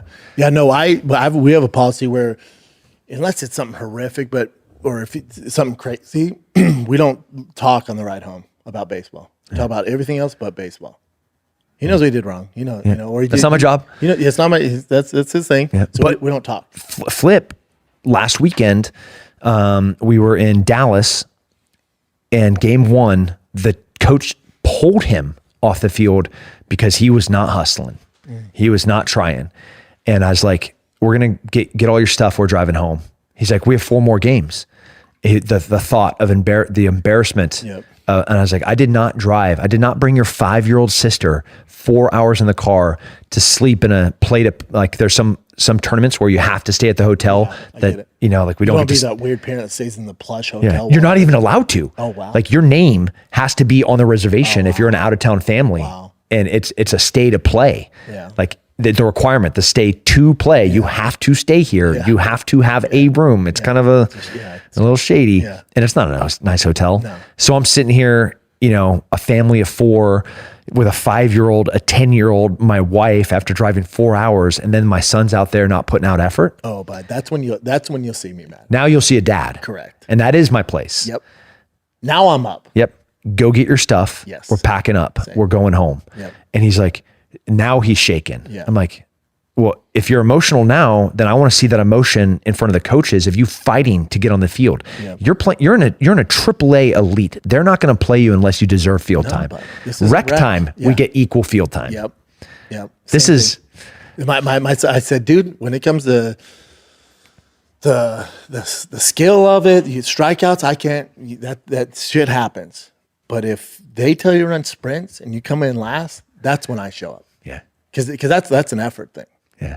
I don't mind if you're trying your hardest. We're good at all times. Because if you're trying your hardest, you're being pretty tough to beat. When you start half-assing it, well then Papa Bear comes in. That's where I come. And I'm not going to fix it in front. No. Like we're going to go home and we're going to fix it. He'll know too. Yeah. I'm like, get in the car. Yeah. Get in the car. Can we come around a bag? Absolutely not. Get in the car. Yeah. Dude, but I love that we have this in common. Yeah. Dude, I watched him out there. He played 6 games last weekend. It was 100-something degrees. It had rained, the humidity. I don't even know what it was. He's in lacrosse pads, and he was a baller. Love it. And That will make me cry. and I will carry that bag to the car with the stroller, with the little wheeler thing. I'll carry the 1-year-old, whatever you want, man. Yep. If you, yeah, dude, and it's not a lot makes me cry. The kiddo, Yeah. when he balls out, dude, I'll start crying. Yeah.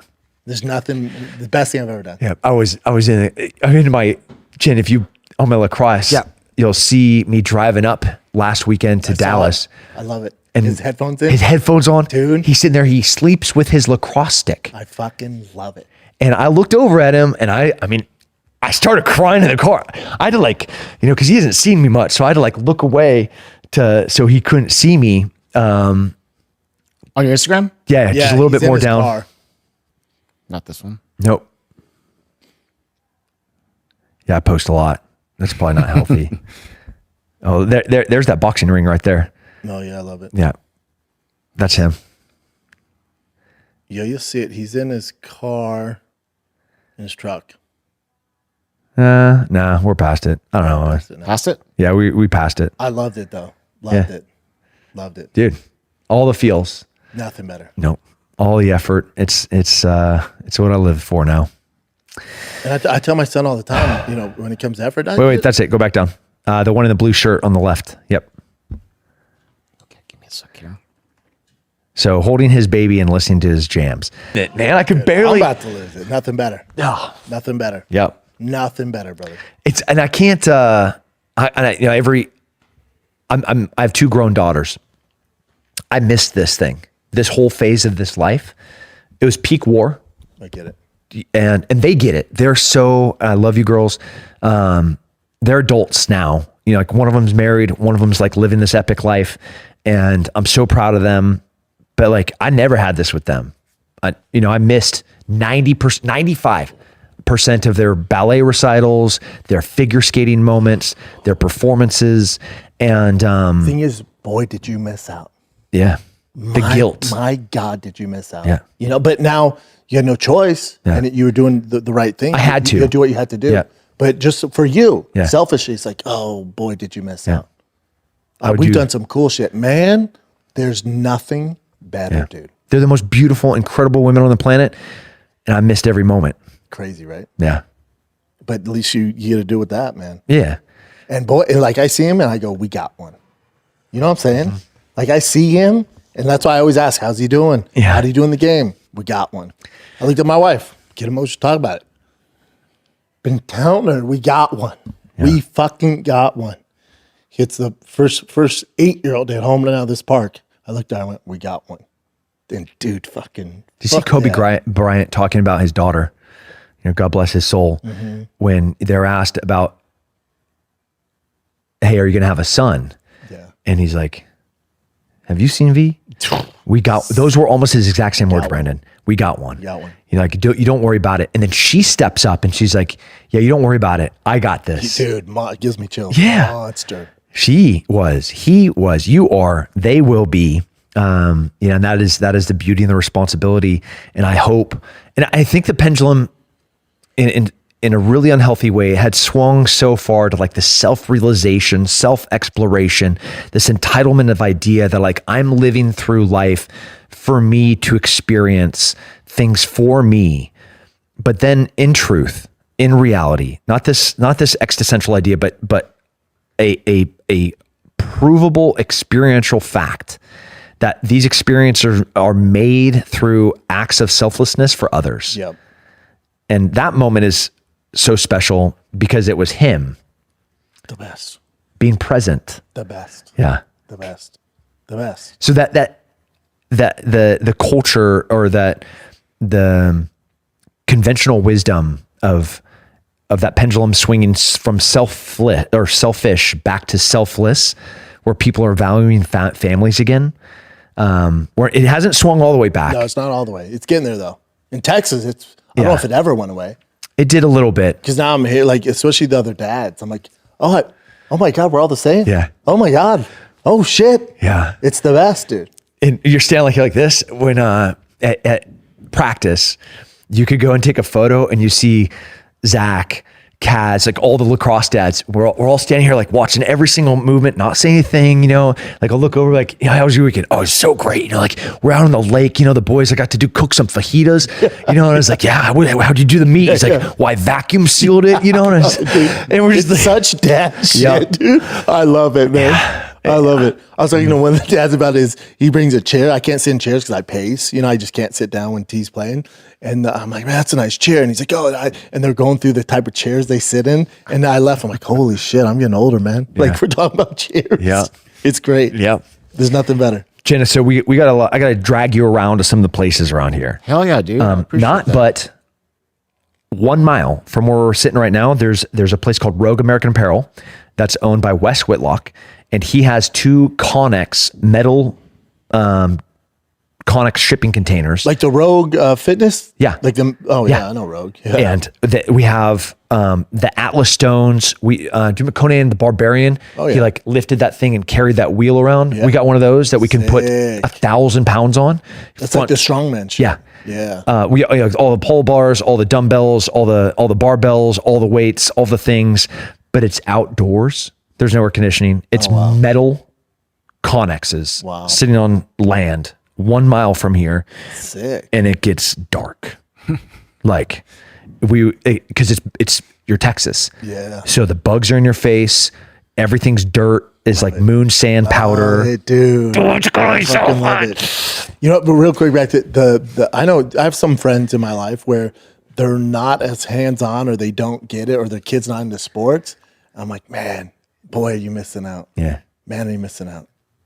Man, telling you you're dropping the ball, dude. Yeah. There's nothing you're able, whatever achievement you get to, you think in entertainment, whatever you're in, I'm telling you, nothing's going to beat that. No. And you're missing the boat, man. If I have to tell you that, it's too late. I was traveling yesterday, got home super late, and I was going to brag on my wife for a second. Poor woman just flew in from Colorado from the lacrosse tournament with the 5-year-old and the 10-year-old without me present. Gangster. And flights delayed, hour on the tarmac waiting for takeoff, landed, gates not open, had to sit again on the runway for an hour, checked bags with all the lacrosse gear, right? She makes it home. They've been traveling, and he had 3 games that day. Jesus. Before they get on the plane in Colorado and fly back to Austin. And then I land, and it's Father's Day. Still dresses out like a sexy, perfect wife. One. I got one. You got one. That's right. And it makes working hard so easy. Yep. When you get like moments like this, The best. a woman like that. You got it, man. Yep. You got it. You did it. This is it. You fucking did it. Yeah. Oh, do you see that quad picture on the right? Whoop. Okay. So that's an M1 Abrams tank in front of the Washington Monument, and that's Constitution with our American troops walking right down it. On the right-hand side is American equipment at a parade in Afghanistan being driven by the Taliban after we left. And I could have said it more succinctly, but I wanted to paint this picture of what does strength look like. Obviously, they're both military parades, but the difference is this is us on full display with our soldiers on our land with our equipment, and then inversely, the complete opposite end is the Taliban using our stuff and projecting to the world weakness. On the left is strength. On the left is deterrence. On the right is incompetence. Posturing. Yeah. Wow. That's intense. Yeah. That was so crazy. Badass. It's so cool. So cool. Yeah. This is going to be so fun. Oh, so this is that fitness competition. Right in front of the Washington Monument on the mall. That's cool. Is so sick. That gives you some motivation. Chin, can you go back to, The page? Your page? go back to the mainstream, scroll down. All right. On the far hand, on the right. Top right? Yeah, go up one more. Yeah, that one. All right. Yeah. So that's me on the assault bike. That's them deadlifting the 500 pounds. And I can't start until they start deadlifting. And then after 5 reps, they have to hold it until I get to, that's one of 6 events. Damn. And all of us have to go through that the whole entire time. So it's 500-pound deadlift amongst 5 guys. 4 guys. 4 guys. So that thing weighs 500 Thing pounds. just looks awkward as shit. Yeah, it's terrible. And you have to work timing wise in unison. So clean.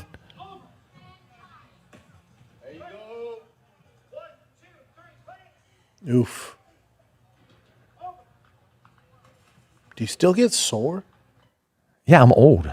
I know, but you know, you're just always doing shit. You still get sore? I don't think you get sore if you Stay with it. yeah, if you stop, you feel the pain. That's why my first day of jiu-jitsu is going to be sore.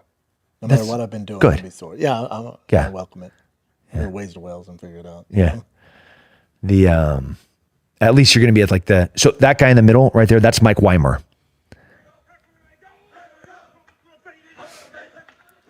That's the Secretary of the VA, Doug Collins, literally taking off his shirt to put on an army. He's the Secretary of the VA in the middle of the mall, taking off his clothes to put on an I Support Army shirt. That's cool.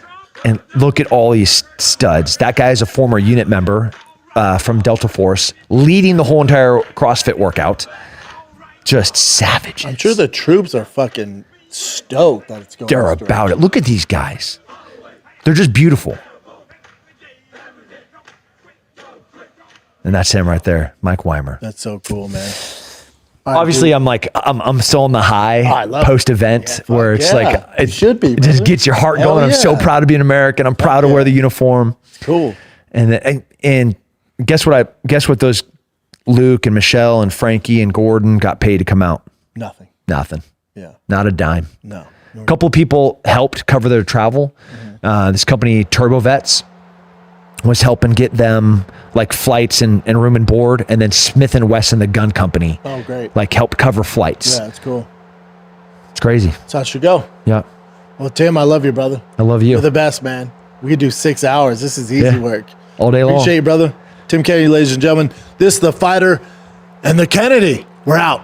Listen, guys, sometimes you're feeling sluggish during the day, all right? Struggling in the gym. Maybe not you're quite feeling yourself. Well, guess what? With Joy Mode, you can level up with their testosterone support complex, dubbed by Men's Journal as the ultimate manliness multivitamin. It is an all-natural powerhouse designed to help you reclaim your energy, confidence, and edge so you can crush your day, your workouts, and whatever life throws your way. Testosterone isn't just about muscle mass or libido.